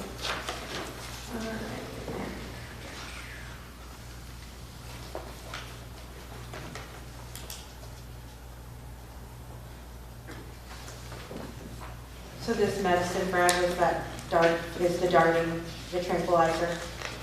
Yep. Don't we just, do we have to put it in here specific? No, you're fine. Okay. Did you have to tranquilize any animals this month? Oh, there's two here. Oh, sounds like I can't remember if it was this month or the end of last month, I don't know. One up Finley.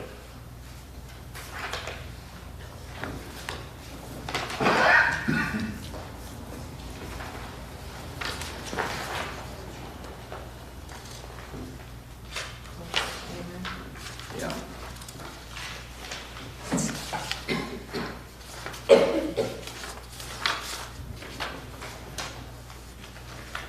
Is, Mr. Hudson, this continually shows a tire balance, is that just, that's just because of the way the cycles work? It's being paid. What's the bill? Ameren? I think we had that. Yeah, just the way they got it set up. Just the time when they bill you and the time when you pay.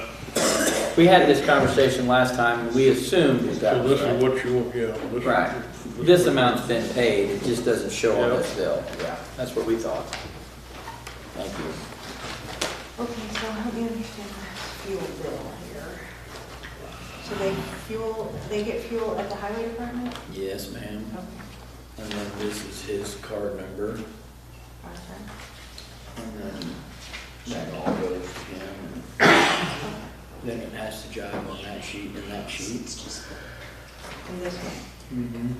So 149. There should be a master bill here. Yeah, there And is. then those two amounts should be reflected in the back and equal that amount. 8920. See? Oh, wait, that's his number, card number, Yeah. never mind. So I don't really, am I missing?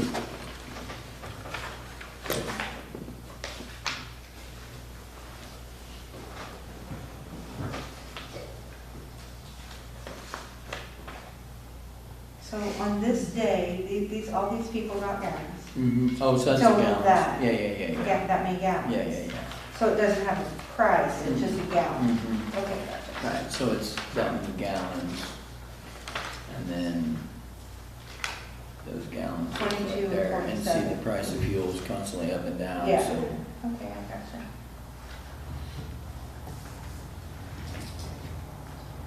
I'm using my calculator.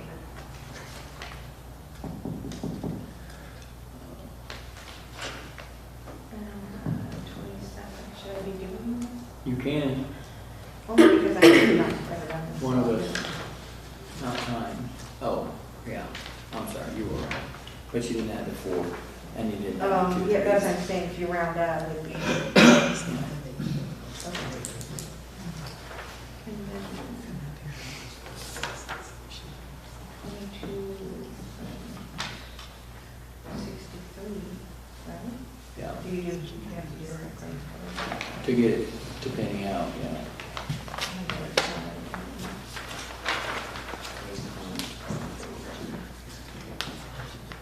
$8.59? $3 gas is pretty Sweet. cheap. Look at you go.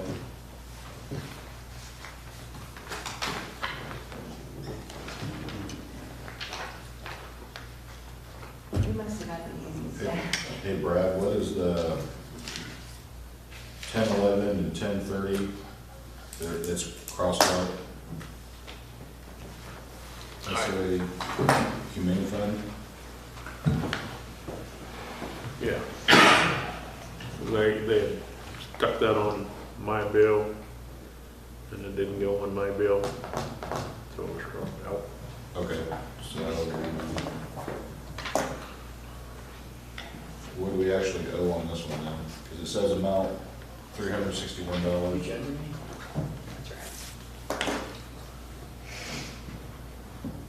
So we got that amount.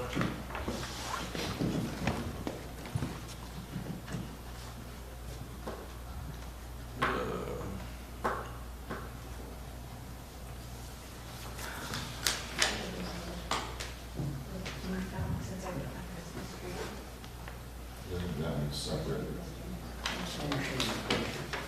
you going to declare that? They can, they can pull it up. My mom will go home, stop looking at the Christmas tree. He's obsessed with the Christmas tree.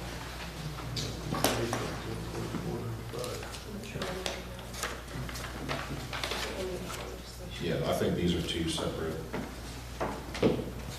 This one shows 361, and that's 361. But This is for evening and a cat. right.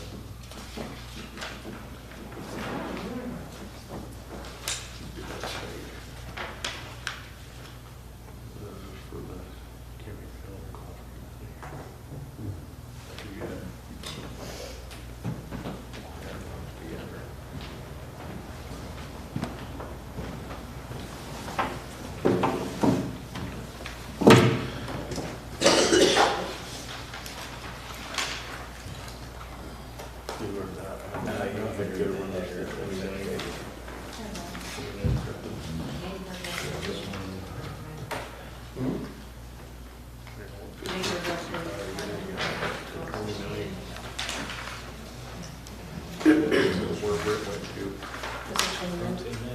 Yeah.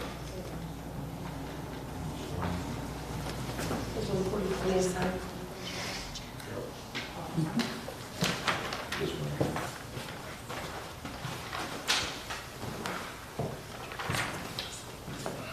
So Brad, for this, I don't, membership dues for the Illinois Animal Control Association, do they provide training to you? If you choose to take the training, yeah. That's what I was saying, to be the warden, are you required to have like updated trainings or? I haven't went to any for a while, because the training That's that's where they the keep having, I'm building a repeat Of what you've already what I've done? already done. So, I mean, there's a couple out there that I wouldn't mind going to if they're close somewhere, because they have a, I mean, even, you know, all Because over. this is in Naperville, Yeah, is that where the trainings are? well, they're all over. Okay. But then this, being I a mean, member whoever of is this, basically an animal control or police or whatever can have somebody come in, have these people come in. So then usually, so like if I would hold a training, then my training would be free. So it just, okay, you know so what if you I'm saying? conduct a You're training, basically they come and providing do that- it? You're basically providing space Gotcha. for them to hold a training. Do you think it's beneficial to stay? I mean, do you feel like we're getting our money's worth from that organization? Well, they'll also send you like what's going on in legislation and different things like that, you know. The training is beneficial, yes. Okay. Even if, they usually have somebody come in to do the training, and even if you don't get a lot out of that, you learn from other animal control officers. So it's a resource for that department? Yeah, there's usually like 20, 25, 30 animal control people that can just kind of discuss how the world's working. Yeah. Gotcha. Is this a requirement to be a member of this? To go to the training. I think if, you might be able to go to the training, but it costs you double if you don't pay the $50. I think is the way it used to be. Yeah, just it's your yearly membership, what it is. So it's $50 a year. I mean, it's a resource for the department. I understand that, but also if it's a lobbyist group, we're paying tax dollars for a lobbyist group. Is it a lobbyist group? Well, that's what they say they are. Animal Control Association represents animal control agencies throughout the state of Illinois, to influence companion animal legislation. Oh, in order to. That sounds like a lobbyist group that's offering training. So there may be another option. Somehow Illinois ACA. That's what this is. Well, the emails do not match up and the name of it doesn't match up. So that's why I'm confused. Somehow I started getting these emails about free training, but it didn't say anything about a membership. The website is animalcontrolassociation.com. If it's a .com, it is not a government These agency. are .net and they're academy related. Advanced ACO certification course. It's from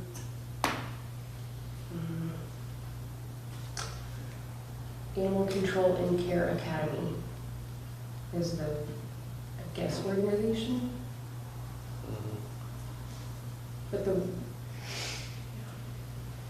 website doesn't line up with what that was saying. What would be the downside if we don't pay the dues this year?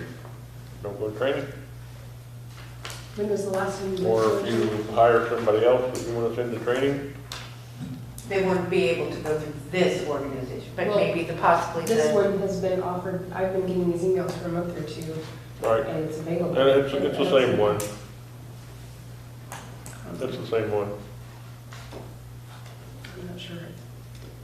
Is yours on It there? used to be called Illinois Animal Control Association. Now it's called Animal Control something. Yeah, something.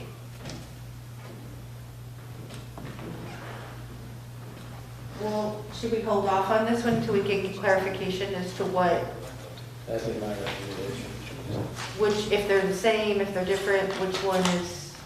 No, we have until February 29th. The payment's not due until February 29th, so Okay. he's bringing this to us well in advance Yeah, to we'll just clarify and see do which one. digging, which that's good. What's Yeah. at the top of that bill?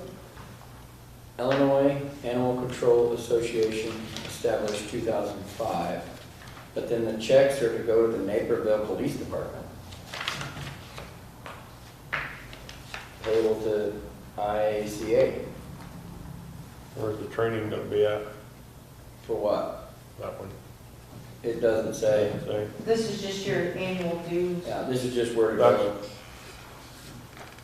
that's the secretary of This the organization. Animal Control Association. Yeah. They work for the Naperville Police Department. Yeah. Can I ask how much was it?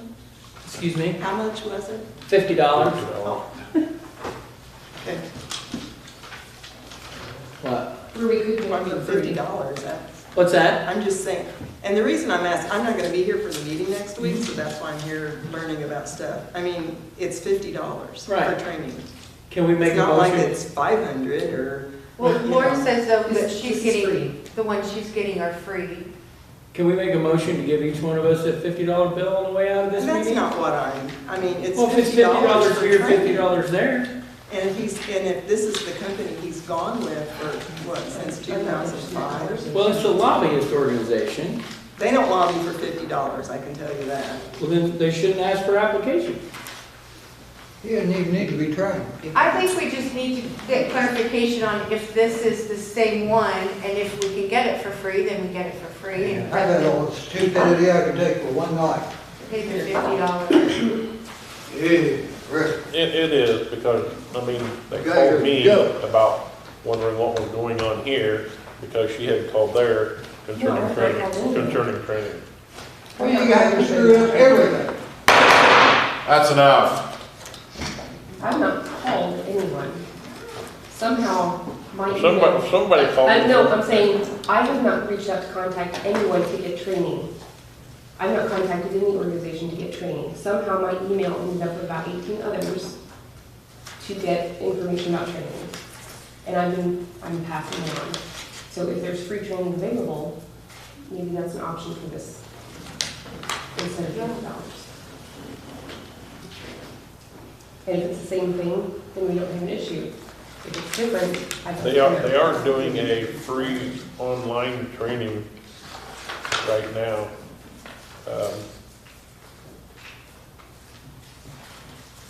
I think it's like a four-part type thing. Okay, well, we'll just find out. Do you guys care if I call and see what this is about? I'll send you the contact. And I've got the ladies, don't have her contact, but I have, no, I don't have anything. There's no contact information on here.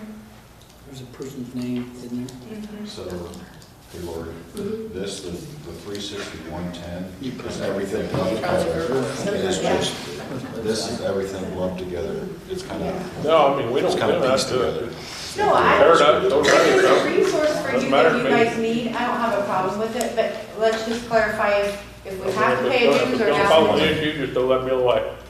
Take a look at No, that. It doesn't matter. But it's just everything. It doesn't, it doesn't. I want the department to have resources. We just need to know if we have to pay for them, if we're gonna get them for free.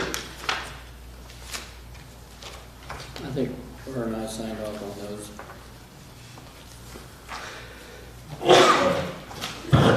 Yeah, the ones that were right here. Do you need this, Brad, or do you need, can I keep this, or do you need this? Will this screw you up if I have it? In any way? Why, I just need to know if it gets turned in or, Sure.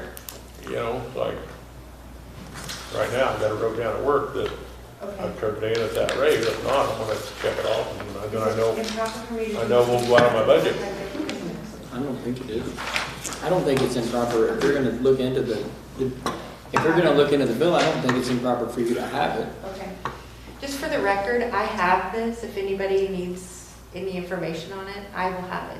Okay. It can't get paid till it comes back to committee, I so will you get it can't back. cause any damage by having it in your possession, so it's perfectly fine. I've already looked over this. Okay.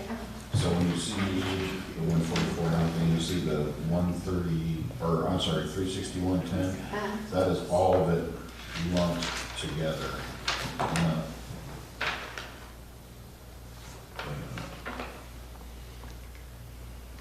The euthanasia. Doesn't look like we have this. Right, yeah. Okay, so this is, all right, yeah, that's off. Okay. So maybe that's what this one is, because, So the 2930 is a valid, right, and then the 11565 is valid. So where are we getting ones that are balanced? and then there is the euthanasia on this one. Okay. So it would be a total of, I think it was like 340, something or other. Are you using your phone as a calculator again? Just verify. All right, 2930, right? Yep. Plus, we want to do 115, oh, there's a previous balance of 5845. 5845. 11565? Correct? Oh, it says closed. Does closed mean like the services are closed, not the bill is closed? So this is what this 11565 is for, the county pound call, sedative, Yeah. county pound euthanizing a dog. Yes. So when that says closed, it's just that the healthcare is closed, not that the bill is closed. I think that means that that bill has been paid.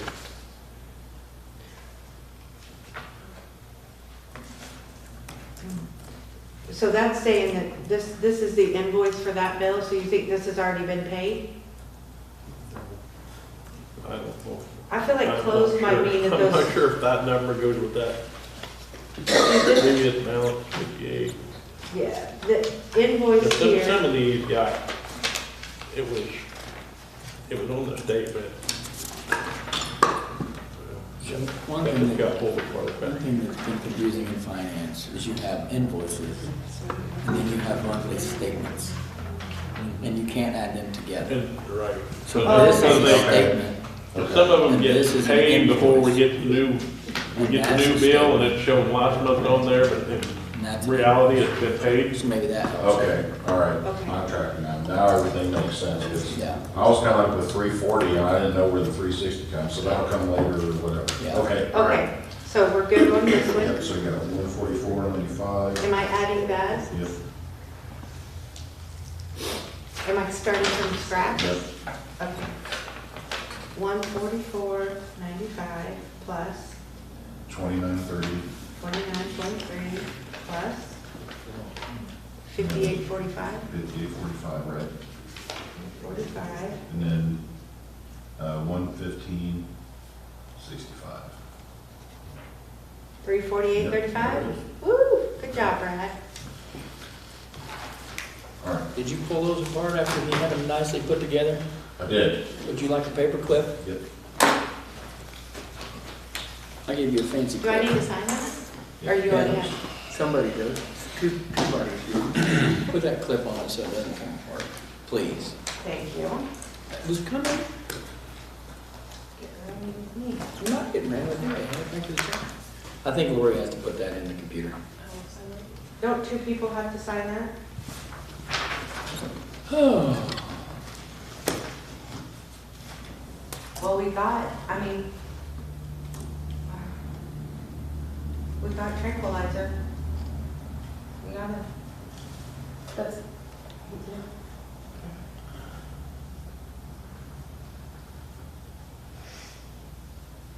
Okay. Well, moving forward, I mean, is this in advance? Is this, oh, I This is can't, the monthly. that's his monthly. right, I understand that. Is this in the rears or is this in advance?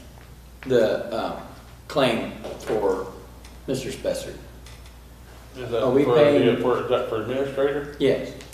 Are we paying what he's already done, or are we paying Yeah. what he's gonna do? Okay. If we're paying for what he's already done, then we're gonna pay him. Is that for November pay? Has anybody told him he was done? Well, Nobody told me that if he is. No. That was coming from Bobby, or the chairman. did she input that? Okay. That has to come from higher up the food chain than me.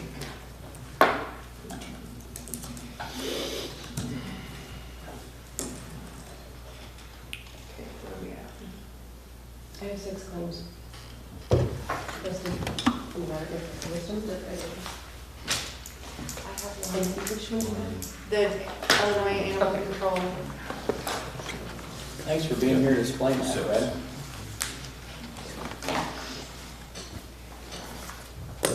Six? Yep. Okay. And do we need anything to say that we're following that? No. Okay. Okay.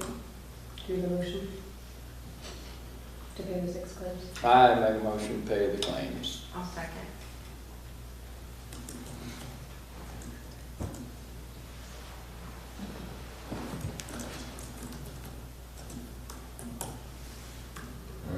All in favor to approve animal control bills and send to finance committee, say aye. Aye.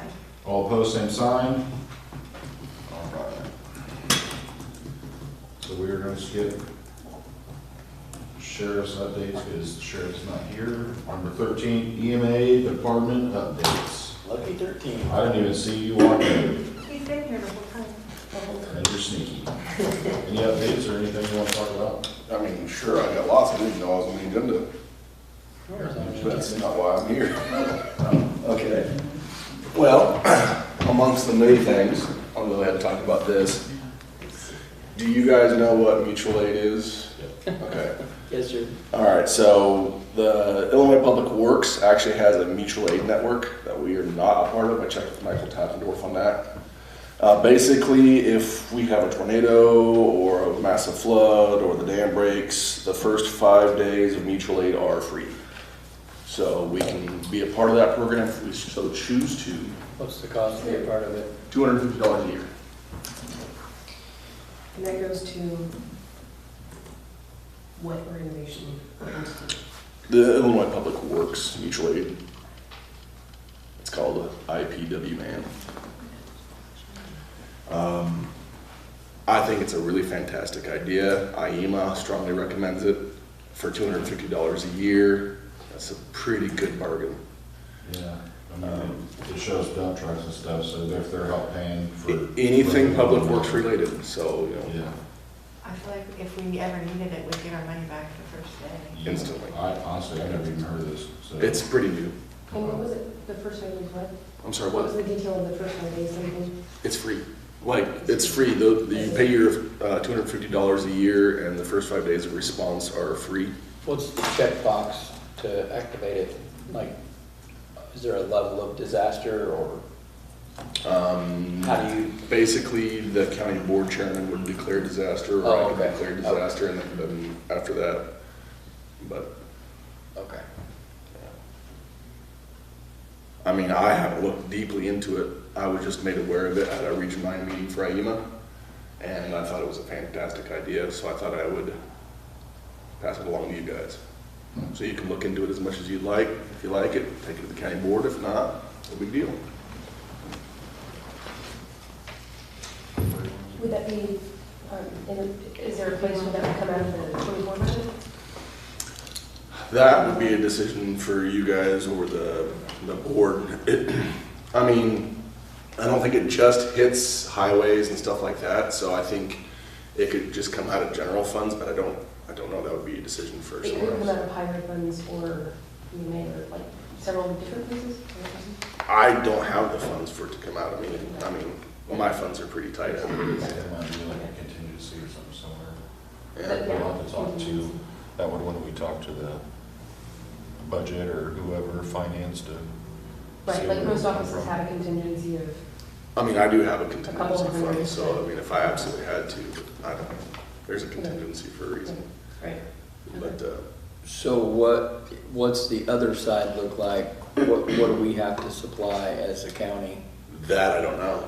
I mean, basically, like any other type of mutual aid. So if Coles County had a massive disaster and they asked for us for aid, Right. it says you don't have to respond. It says that on there. Right. But This is talking about encompassing essentially the highway department. right, Yeah. yeah, The Shelby County Highway Department. yeah. I mean, it doesn't have to just be the county level. Townships can also sign up for it if they so choose as well, and as well as Shelbyville as itself. So I think we should talk to Michael and see if there's any other. Yeah. Any other department, not departments, but any, you just said it,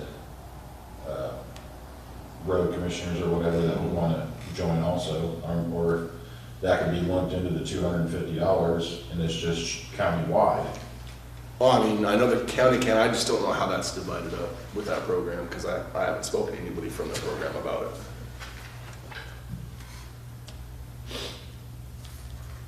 And Michael is aware of it. Like I said, I talked to him on the phone just to verify whether we were or weren't already a part of it, and we are not. I think we need to find out what they mean by county. If it is county-only equipment or if it's county-wide equipment. Because if it can be county-wide, then $250 for lumping everybody into one. My guess would be it's county-only equipment. But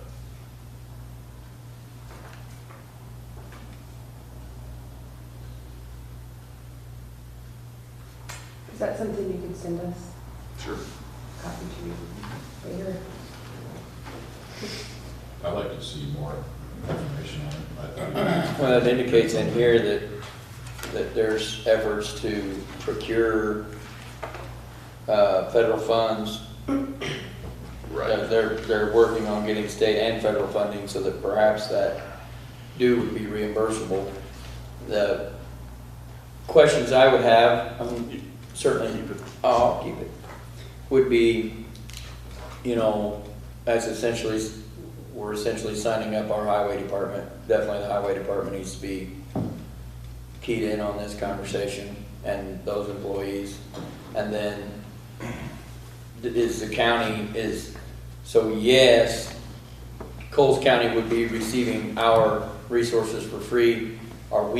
Is the county being reimbursed, or are we just sending all that over there and paying for it? I don't know that it's relevant, it'd just be nice to know. I don't think we don't do it, I think we do it. But it'd be nice to know ahead of time if we're sending guys over there for 5 days and the county, you know, Shelby County's eating that, or we're getting. Right. So this is a conversation that needs to include Definitely the highway department, as I perceive it. road and bridge. Because I'm trying to think who else it would encompass. I mean, fire is fire, right? So. Anything public works related. Right. So anything infrastructure. Which is our highway department. That's basically what we have, yeah. Yeah, absolutely, we need to include them. But I think you need a lot of trucks when bad stuff happens. Takes a while. So, and on there it says guaranteed response time in 12 hours. That's Yeah. pretty fantastic. Yeah. It usually takes that long to figure out what you need anyway. Yeah. Unfortunately. But tractors and dump trucks and chainsaws and manpower and. Well, technically, it would be the chairman to say yes, go, but it would go through you, I would imagine, if it's an emergency. Well, You would get the call. I would get the call, but I mean, it's still up to the highway department and the police board to sign us up for that. Right. No, it's just public works. Okay. So your backhoes and road graders and Park payloaders, districts, I see it says right here. lawnmowers and chainsaws and stuff like that. To clear, like when Taylor Road got wiped out, and there was trees everywhere. Highway meets Monday at 4:30. Did you hear what she said? I did. Okay, highway department meets Monday at 4:30, if that's something. Oh, I'm gonna email Michael right after this. Yeah, I think that's good. Okay. As far as the rest of the EMA department, like I said, I went to the Region 9 meeting. It went very well. Introduced myself to a lot of the local EMAs, the National Weather Service, etc. I had my new coordinators workshop down in Florida. That went very well. We spent the majority of the day going over procedures and etc. for the EMA office and getting a really good idea of the scope of the office. A big part of it is what the county wants out of our emergency management agency. At a bare minimum, my job will be to keep our emergency operations plan updated and then to exercise that plan. And usually those are done every other year. So I'll update it 1 year, then do a big exercise the next year, and then so on and so forth. And that's at the bare minimum.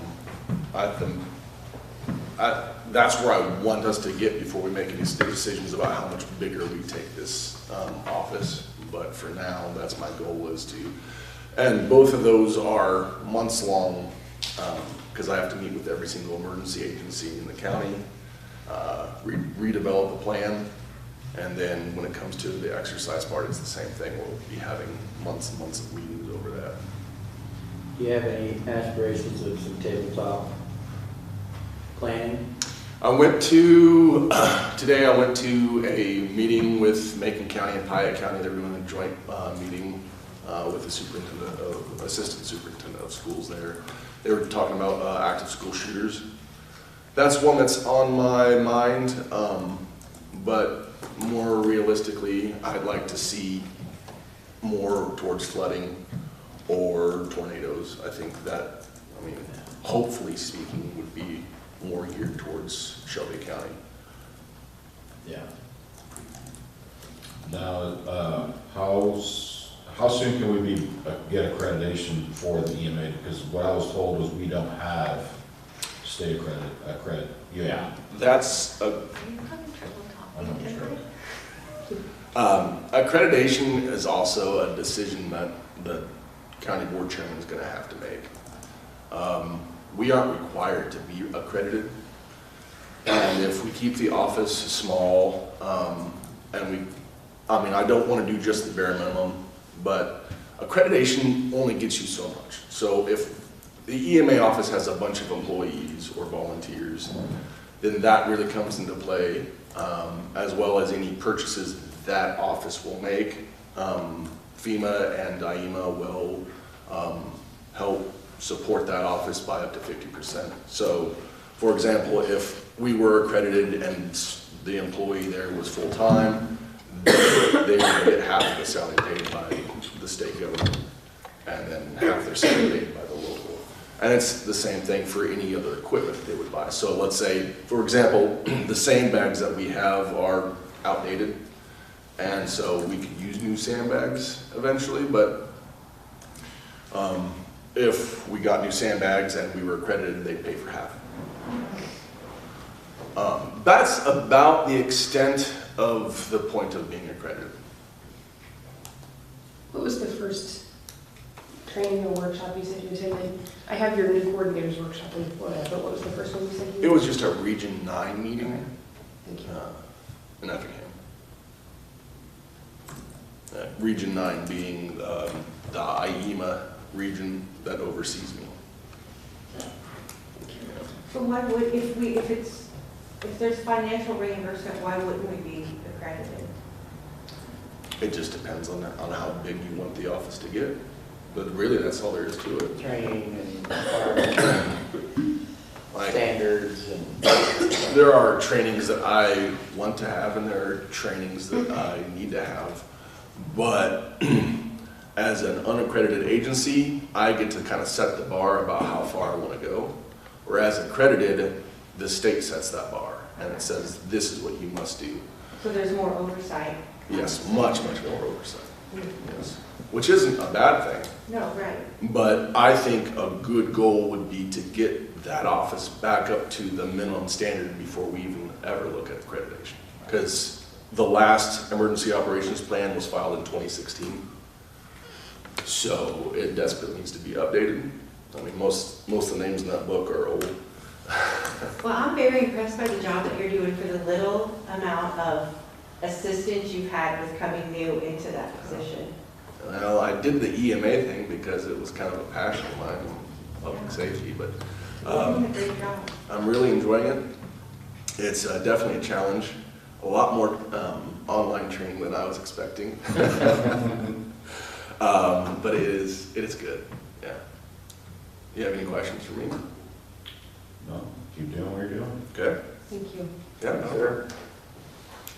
All right, if there's nothing else, we'll move to 14, dive team updates. Is there anything anybody wants to talk about? So I had a conversation, and everybody's gonna groan. Sorry, that wasn't for you, but I had a cold show. Yeah, I know.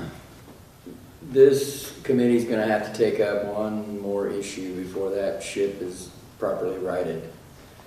The issue is that as unpaid volunteers, they do not fall under the county's workers' compensation insurance.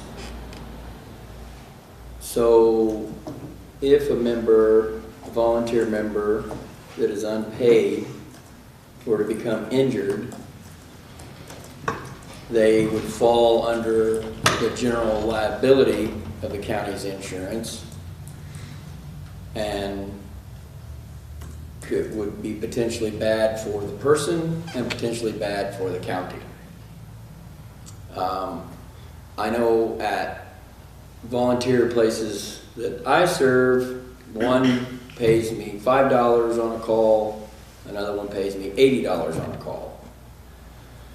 He chuckled at $5, but said, that probably was good in 2020 or 20 years ago, but not today. He said we need to fall somewhere between those two goalposts.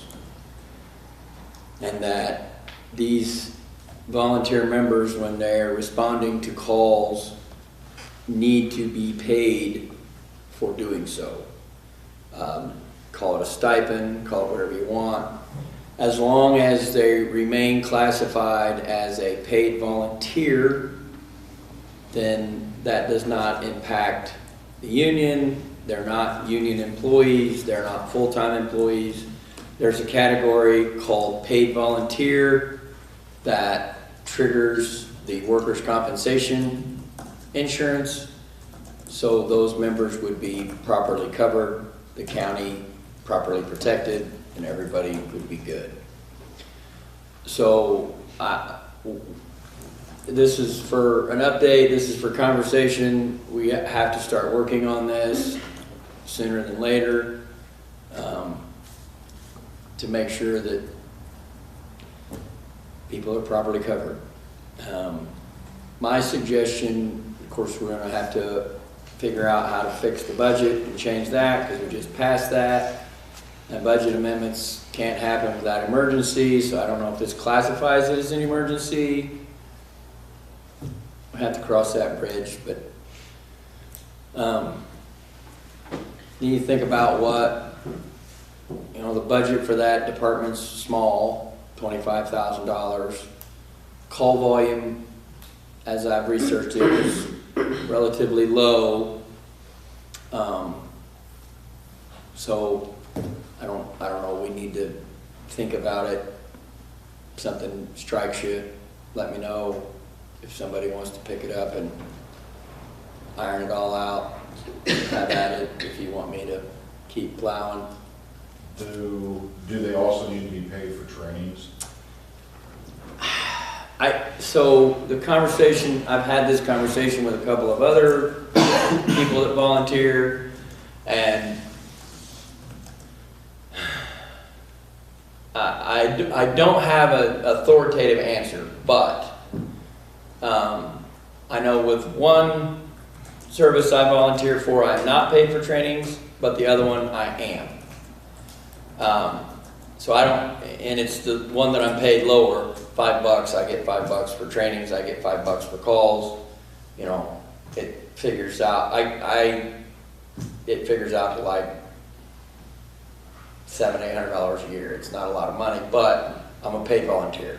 The other one is substantially more because it's $80 a call and I'll go on 30 calls a year. So I think if you're a paid volunteer engaged in paid volunteer activities, whether that activity is necessarily paid or not paid, you would be covered. For example, if the chief asks me to go fill up the fire truck with fuel, I'm not being compensated for that. But if I slip and fall while doing it, I'm still going to fall under the workers' compensation insurance because I am a paid volunteer doing this particular task. So to directly answer your question, I don't see that it would be necessary that every function that was done would need to be paid, but certainly some sort of structure where they are paid. Okay, so you mentioned your fire. How does the fire department, our fire department, how do they get around that? Can you answer that? Are they paid per call? Do they have a small stipend if they go on call? The volunteers of Shelbyville Fire. They are reimbursed for their gasoline expenses, that's it. And that was the other thing that he said. They would become paid volunteers, you're reimbursing them money. You're not actually paying them anything significant, it's a reimbursement of expenses. Okay. But it triggers the clause. So by doing that, that gets them workman's comp insurance if they're injured on a call, rather than just general liability insurance? That's my understanding. That's, I mean, out there, that's above my pay grade. But I can tell you that, like, we have a on-call, we get a point system essentially for each call that we go to, and then they get reimbursed for gasoline at the end of the year.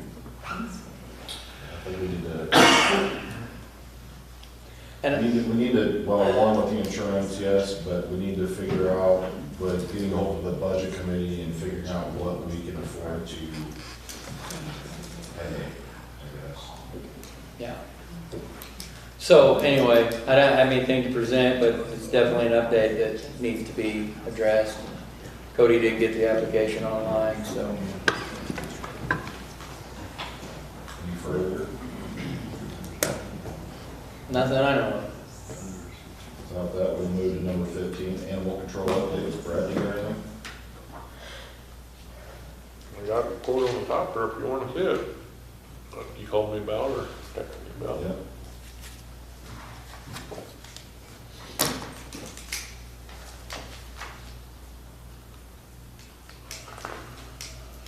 So this is for a new topper like what he has? Yeah, just pretty much exactly like it. I would guess it's probably from the same place. Here, copy this.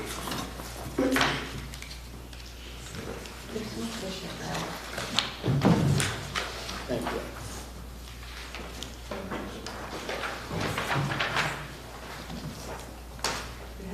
Texas?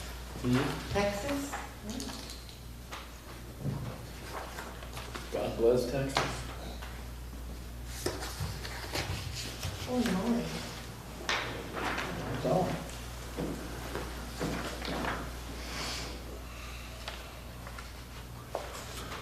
That's the only thing I can find that's gonna come underneath that.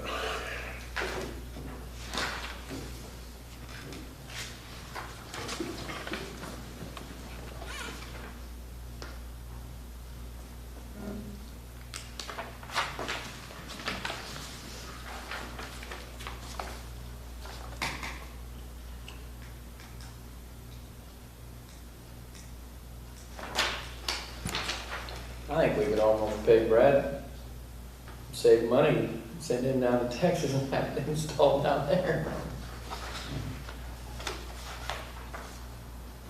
Installation is free. And wire it all up to where the switches are in the cab. I mean, I don't know around here for sure that. Yeah, because you're looking at an installation fee on top of this fee, aren't you? Well, how come it says here And they by said you would need a large fork truck to set it on.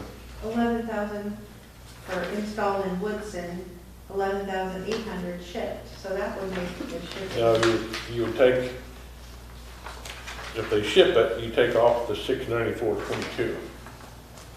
Yeah. So it would make it 10,539.46.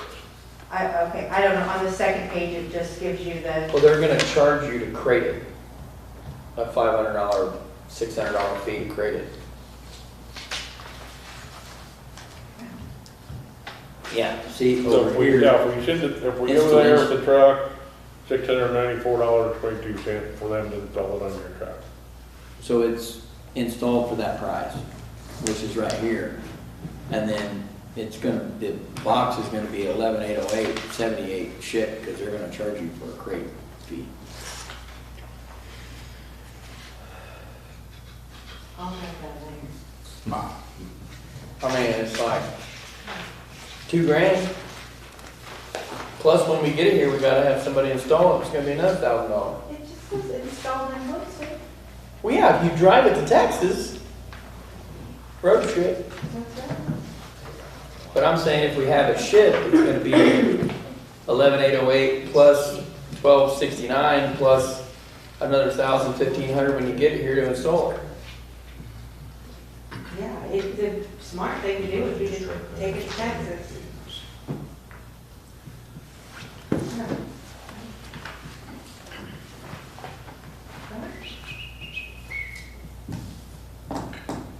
Okay. We can't vote on anything tonight, but we could do it next month. Yeah. Thank you, Brad, for getting that. Thank you. Do you have anything else?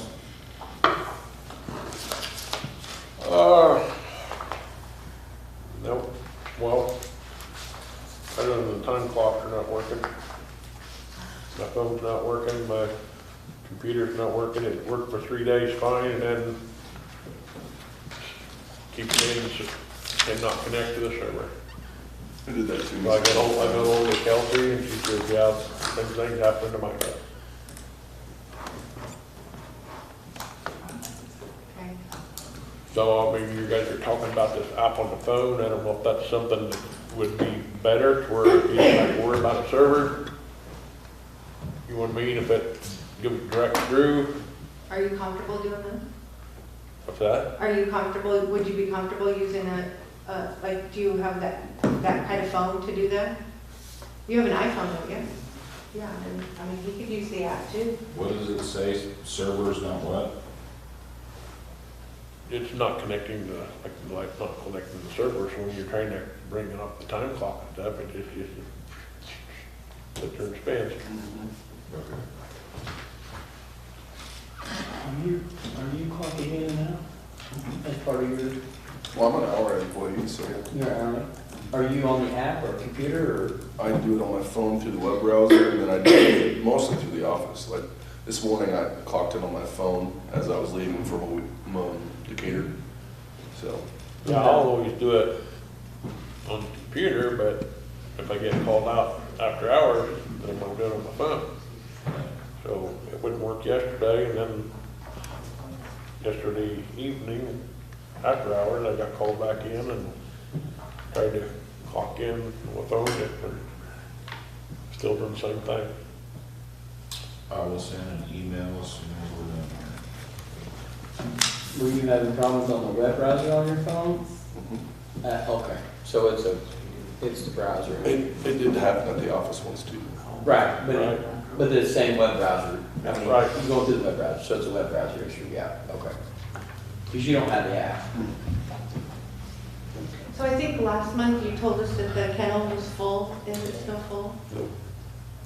I don't hear the dogs barking anymore when I'm at work. And in fact, it is completely empty. Completely. I guess that's good for winter, right? No, well, I take that back. I got one back here today, so it did, yeah, I won't stay too very long. Well, we've had a bunch of dogs in there for quite a while, but there was no sense keeping them. Yeah, I hear them barking when I'm at work. Then one of them was in there, tied up in court. Two of them were for, that's been solved, so.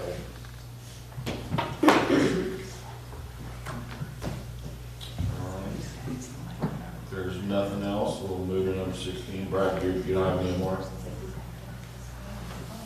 Nope, well, I mean, unless you got questions to answer, I mean, I'll try to answer, but. Well, I guess where are we at on the filling the position? There's been some interest.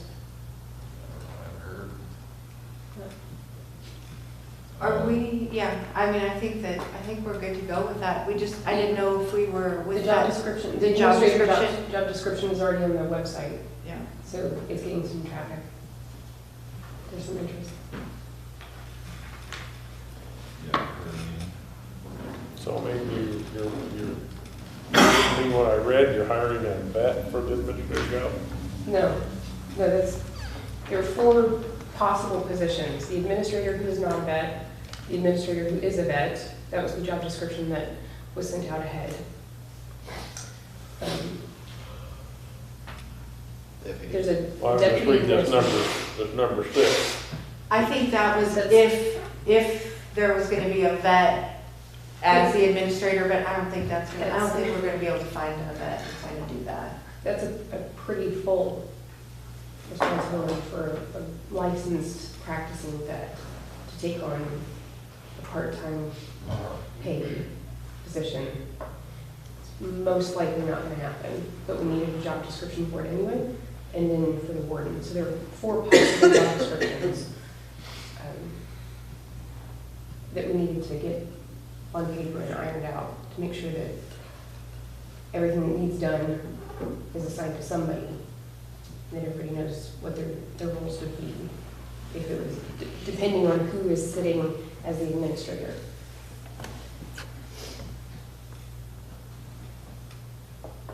But some of the things, I mean, last month, that's a good portion of what we did last month, was go through the 4 different positions to see what needed taken care of, if there were any gaps. So there's no reason to discussing that tonight, I was called. Well, I guess I'm questioning this because I'm not sure what my job role is supposed to be right now.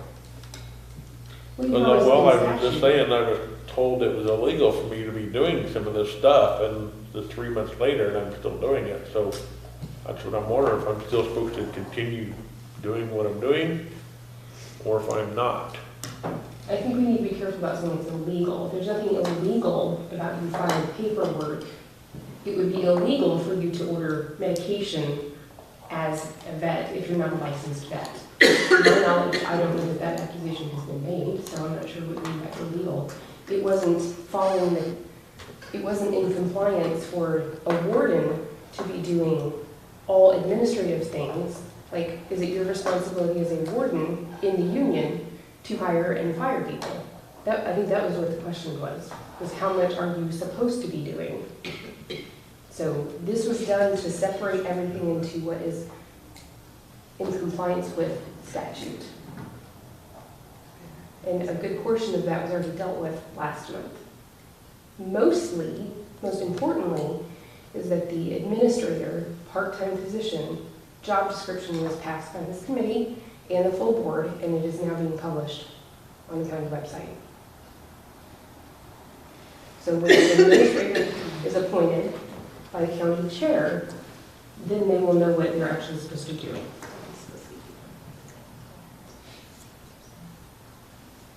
So are you putting this job out there, just like a description? I mean, not necessarily a description, but are you taking applications on any site? You know what I mean, to try to draw people to you? I think it's pretty public that that position needs filled. I'm not putting it in the newspaper. It's on the county website. And it's Job description is on the website, not that you're looking to hire somebody. I mean, so what I'm saying is so people will come forth to you if they want to go to work. You and I had talked about someone, and I think that's still an interest. I think and Lori and I had talked about that too. Before we reached out to her, I just wanted to make sure that everything was in line as far as job descriptions, making sure everything was clear. I hope if we do reach out to her, that would be something she would be interested in, because I think that would be a good fit. I would agree with that. Considering that it's especially if you can't have a vet. Yeah. Considering it's a chairman appointed position, I don't know that we need to go advertising it and putting it. I mean, we don't do that for the various appointments that the chair makes anyway.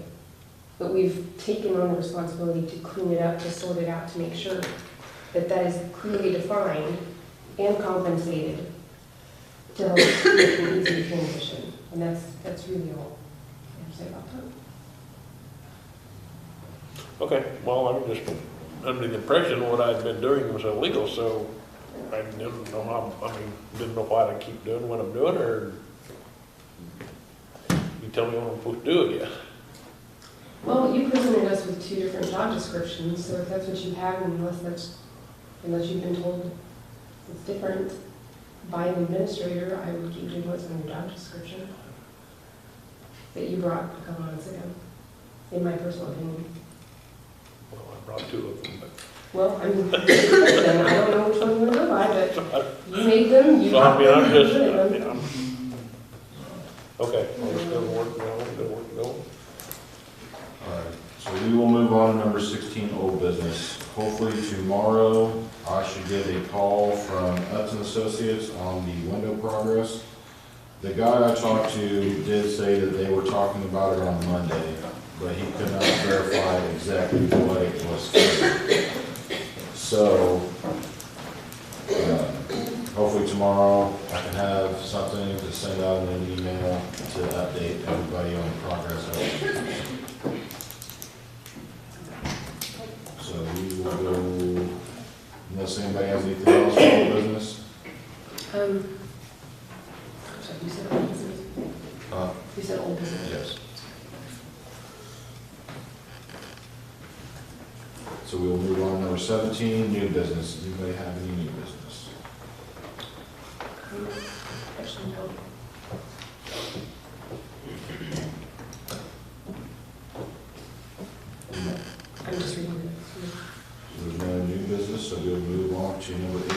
public body comment. I have a couple questions from what I listened to. My question is why is Brad here presenting his bills to you? Doesn't he submit a cover letter and his bills to the finance committee? Why is he, I've not seen this done, and maybe it is in other committees, but I've been to all the committees and so far I've yet to see this done, where he's sitting here going back and forth with the bills, when usually isn't the mantra, it's his budget, he can spend it the way he needs as long as it's tax exempt, and yada, yada, yada. Why is he sitting here, it seemingly to be raked over the coals about his bills? Are they getting sent to the finance committee? Does Brad send his bills to the finance committee? I just want to take exception. Clarifying and being fiscally responsible is not raking over the coals. I don't feel like anybody took Brad to the woodshed over his bills. Clarifying, making sure numbers add up is the responsibility of, is our responsibility. Brad, I apologize if you felt like you were being raked over the coals, but It's just new. I'm learning how to do this, so Nothing I've ever I'm done before, but if I, what you want, I'm learning how to my consolidate the bills, so I was asking questions, and that, it wasn't intended for Brad, that was for me. And asking questions as an elected official who is responsible for tax dollars, I think that is not ever out of line. I think the finance committee is responsible for that. No other employee that I've seen has come before a committee and had to go back and forth with their committees over their bills. He is the only one that I have seen had to do this. Highway department. Well, the highway department, is it the engineer that goes to the person and does the thing? The highway department, though, does not go to the finance He committee. doesn't have a department head, that's why. They don't go to the finance committee, but Brad's bills do go to the finance committee. So why is he being brought in here? Because Brad's bills are to go, animal control bills are to go through the department head. Brad is not the department head. We are having to act as a department head. This is not an insult or belittlement of Brad in any way, shape, or form. We are trying to do due process, that is all. And isn't the finance committee doing that as well because they... They receive bills as submitted from department heads. So I don't know, why can't he turn his bills into you He's and not a turn them into the department head. finance committee? Why I'm not is his he being department brought in? head. I'm not his department head, and he's not his department head, and he does not have to be here. Last month, he was not here. Teresa had his bills. If he wants to submit his bills to the chairman or myself or any member of the board, he doesn't have to be here. Okay, We welcome that was him my to be question. here. Right. That was my question. I have not seen this process done before, and if it was expected of everybody, I would understand that a little bit better. Nope. But he's the only one I've seen this process happen with. I haven't been to Roads and Bridges Committee yet. I do intend to go, but I've been to every committee but that, and this is the first time I've seen this process like this. Because typically the finance committee, they are getting submitted. Who is submitting them to the finance committee? Is it a board member or is it Brad that's submitting them to the finance committee? This board, this committee Okay. will send them to the finance. And typically is it the department The head department head. sends them to the finance committee? Correct. And prior to organizing this in a more efficient manner, the sheriff had to submit his bills to this board. Right, and which is In 2022, the sheriff had to submit his bills to this board. It's changed the For approval. process, correct? Right, because that was improper for the sheriff to do that. The only reason it's proper for him is because we lack a department head for that department. But he wouldn't have had to have done it. I mean, he could have just handed you his bills. Yes, You didn't ma'am. have to question him on camera or any of that, Nope. but you did. Well, we had questions. There were questions last month that went unanswered. And why aren't you getting these bills ahead of time so you could iron this out instead of having to do it like this? We'll skip that. We'll go on to It's something public else. information. Yeah, we can't, Where are you trying to get at? Are you saying that we're trying to overstep or what? No, I'm trying to understand the process because I was not getting, and you did clarify part of it, he's not the department head. So you're acting instead of the department head, and sending the bills to the finance committee. Yes, and I have already talked to the finance committee chairman, and he says, whatever we need to do to help them out, we can do. So from now on, we are going to approve animal controls, we're gonna approve EMA's bills eventually. The DI bills will fall underneath us, and then we will sign off on them and forward them to the finance committee, so they don't have to sit there for 4 or 5 hours doing bills. If they want to look over it, they're more than welcome. But I have talked to that chairman, and he says if we want to approve those bills and take the load off of them, we are more than happy to. Yeah, and do you have that set in some sort of policy, that's how it goes, and that's how you'll do it? I think we just did that last month, correct? Didn't we put that in, that we will oversee the bills in our... So what about the sheriff's bill? By statute, he's required to, by statute, the sheriff is supposed to submit them to the treasurer, and she is to pay them. Yeah, it is a state statute that says it goes directly to the treasurer. For the sheriff? Because he's an elected official and he's in charge of the entire... I'm just trying to figure out the process because I've not seen it done. This is the first time I've seen it done like that. We did that at the beginning of... Last month. Yes, and then we actually did this when we first took over. Okay. I think it was January. We sat in December, that January, we did that, and it was made to just send everything to finance by that chairman. We are taking that back so we can help the finance because they are there for hours on end. I understand. And through what he even said, when it comes to certain things, Brad is here. He might not be there during when they do their stuff. We know stuff, not necessarily EMA, but when it comes to other emergency services, we kind of have an idea of what things are, how things work. I was just wanting to clarify the process. Yep. And you've done that, so thank you. Yep. My other question was on the, when you were talking about the paid volunteer that has to be paid, I just pulled up the letter that was sent from the Defense Council during the dive team stuff, and it says Section 10 of the Workers' Compensation Act provides for coverage for volunteer firemen, police, and civil defense members or trainees. No other categories of non-employees are specifically listed. So if it goes through the 911 service, they're considered employees and they're eligible for workers' compensation. The previous dive team was not paid anything and they were eligible for workers' compensation according to the defense attorney's letter that was sent. So I wasn't quite understanding where the pay came in. Well, I think it's great to have a paid volunteer service, don't get me wrong, but the other people were doing it for free, so now we're going to start paying people to do the dive team. Is that what I'm getting from that, is where I'm going with that? I mean, if that's what the, not so much the law, but if that's what the insurance company comes back and says now, then yes. I can't speak to any of that because I haven't had any communications with them. So this is going to have to be a more in-depth conversation. Right, I was just reading from the letter that was sent to all, well, it was brought to some of you from the workers' compensation, the lawyer. And the lawyer was saying as long as they're volunteers for the county, they don't have to be paid. They're still eligible for workers' comp. That's what the letter says. So maybe you need to go back and review that. I believe it was Ackroyd or something like that was the lawyer that sent that. But I don't think he was correct, but judging by the letter that came from the attorney when you were asking about coverage for the rescue squad and the dive team. He pretty well made it clear, as long as it goes through 911, they're part of the county. It's not a paid, doesn't have to be a paid service to be eligible for workers' comp. So that's my only comment. Right, and that will be looked into further.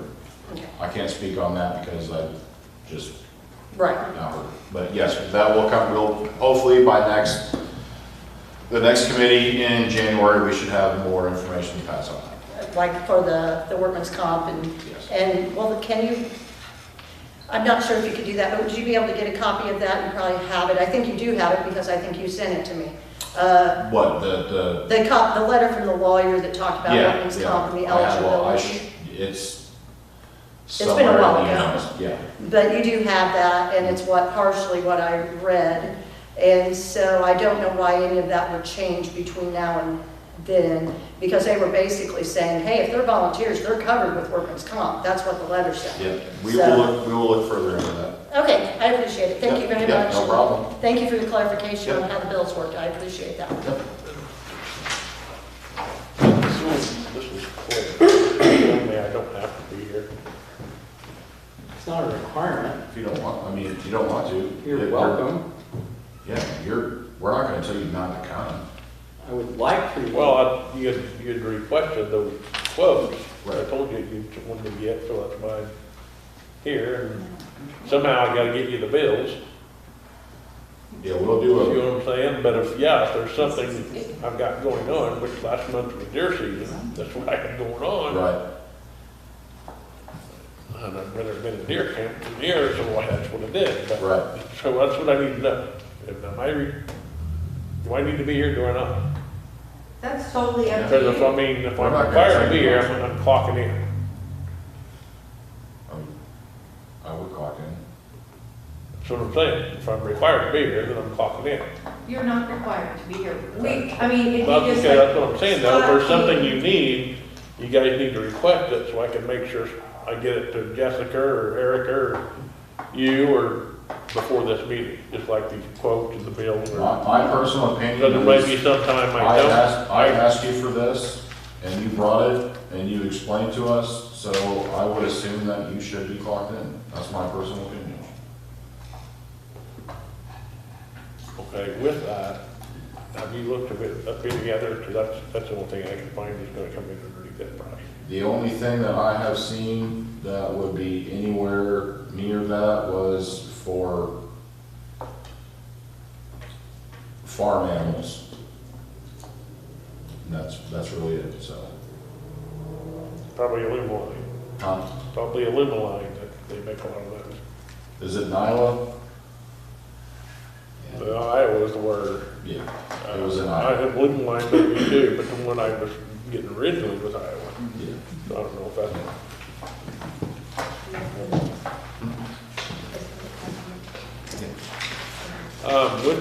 With this, I mean, I guess I'm carrying on now, but with this truck, the reason I was looking at the other one was for safety reasons and lifting these dogs. I'm sorry, but I'm getting older. If I got a, I mean, I had a great pyrenees the other day, I could not get in the back of that truck. The other truck had it had a pull-out ramp that was built into the truck. So I have tried to create a ramp for the back of this truck that I built on plywood and a couple metal hooks that lay on the tailgate. The dog didn't want to go in there, especially a 150-pound Great Pyrenees. It's hard to get them in there. And that ramp I have, if they don't want to go in there, they just kick it off the tailgate and they ain't going in there. So I just, on top of this cost, I need some kind of a ramp that's lightweight that I can still fit in that truck and unfold and put it on that tailgate to make it secure. Not sure, I mean, I know they make all kind of pet ramps, just not sure how, somehow I need to grip onto that tailgate so I can force them up in there. We'll figure it out, Brad. I think it is. I mean, if. Trying to lift that kind of dog, it's just killing us. Right. But they don't want to go in there to fight me and.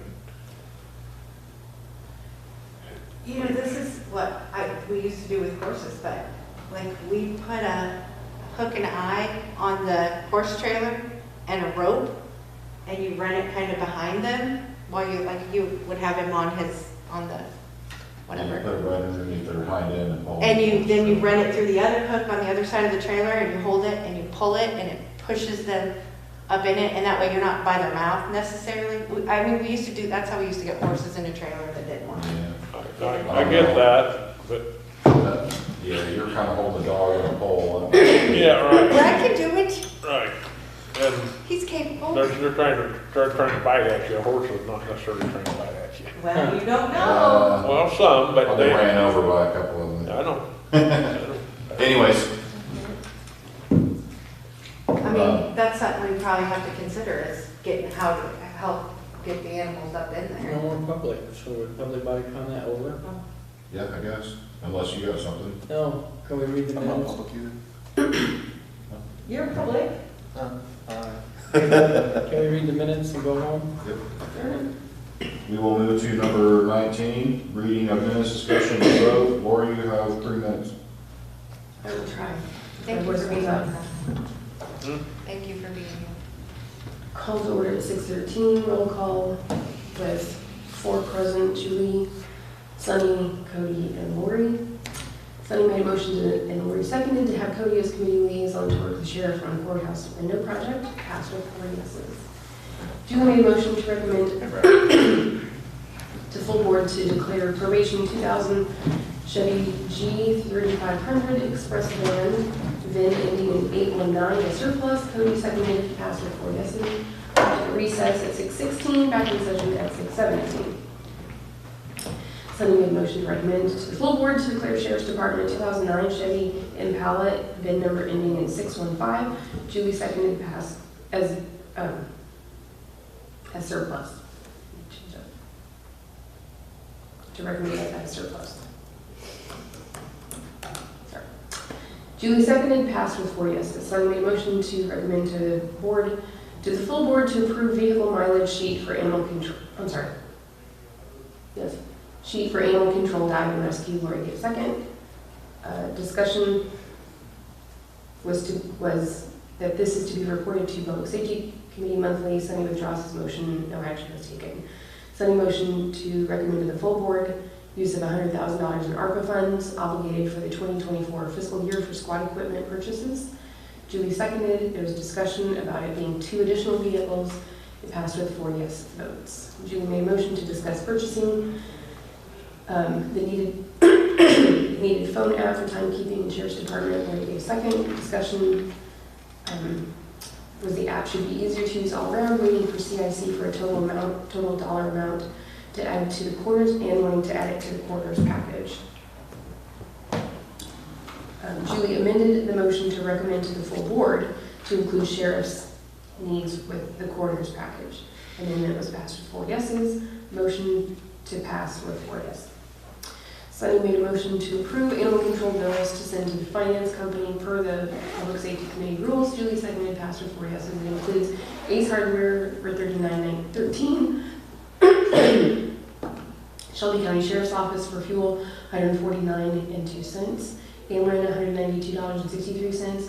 City of Shelbyville, $42.12. Shelbyville Vet Clinic, Dr. Spencer's Dart Meds. Sedation, I think, is what it had on the form. I couldn't read it exactly. $100 even. And then Dr. Spencer's admin paid for $200. Passed with 4 yeses. Sheriff's Department were no updates. EMA gave updates. Mutual aid, $250 annual fee with IPWAM gives first 5 days of service free regarding Highway Department. Scott McKee attended Region 9 IEMA function. New coordinators workshop training, and so that he could keep emergency plans updated. He attended Macon County Workshop December 7th. Wants 2-year training towards tornado and flooding plans, accreditation possible in the future. Dive team updates. Sunny said the unpaid volunteers do not fall under county's workman's comp. Possible option is paying $5 to $80 per call to qualify. Paid volunteer that triggers workman's comp coverage to properly cover each member. Trainings are uncertain regarding pay. However, as a qualified paid volunteer status, coverage is for any activity with the department. Is that on spot? Okay. Number 14 is animal control updates. The truck topper quote, time clock was given. Time clocks aren't working. Then he's getting a not connected to server message. The kennel was full, but it's empty today. The admin job description is now online. Old business is Utz was contacted. Cody hopes to update soon. There was no new business. We had public comment, reading of minutes by Lori. Can I get a motion to? I'll make a motion to accept. Second. All in favor, say aye. Aye. All opposed, same sign. Make a motion to adjourn. Second. All in favor, say aye. Aye. Ron? Shut the camera off. I don't know why I haven't thought about that. What? My planning board, like, do minutes at the end of the meeting. Oh, yeah. I'll start doing that.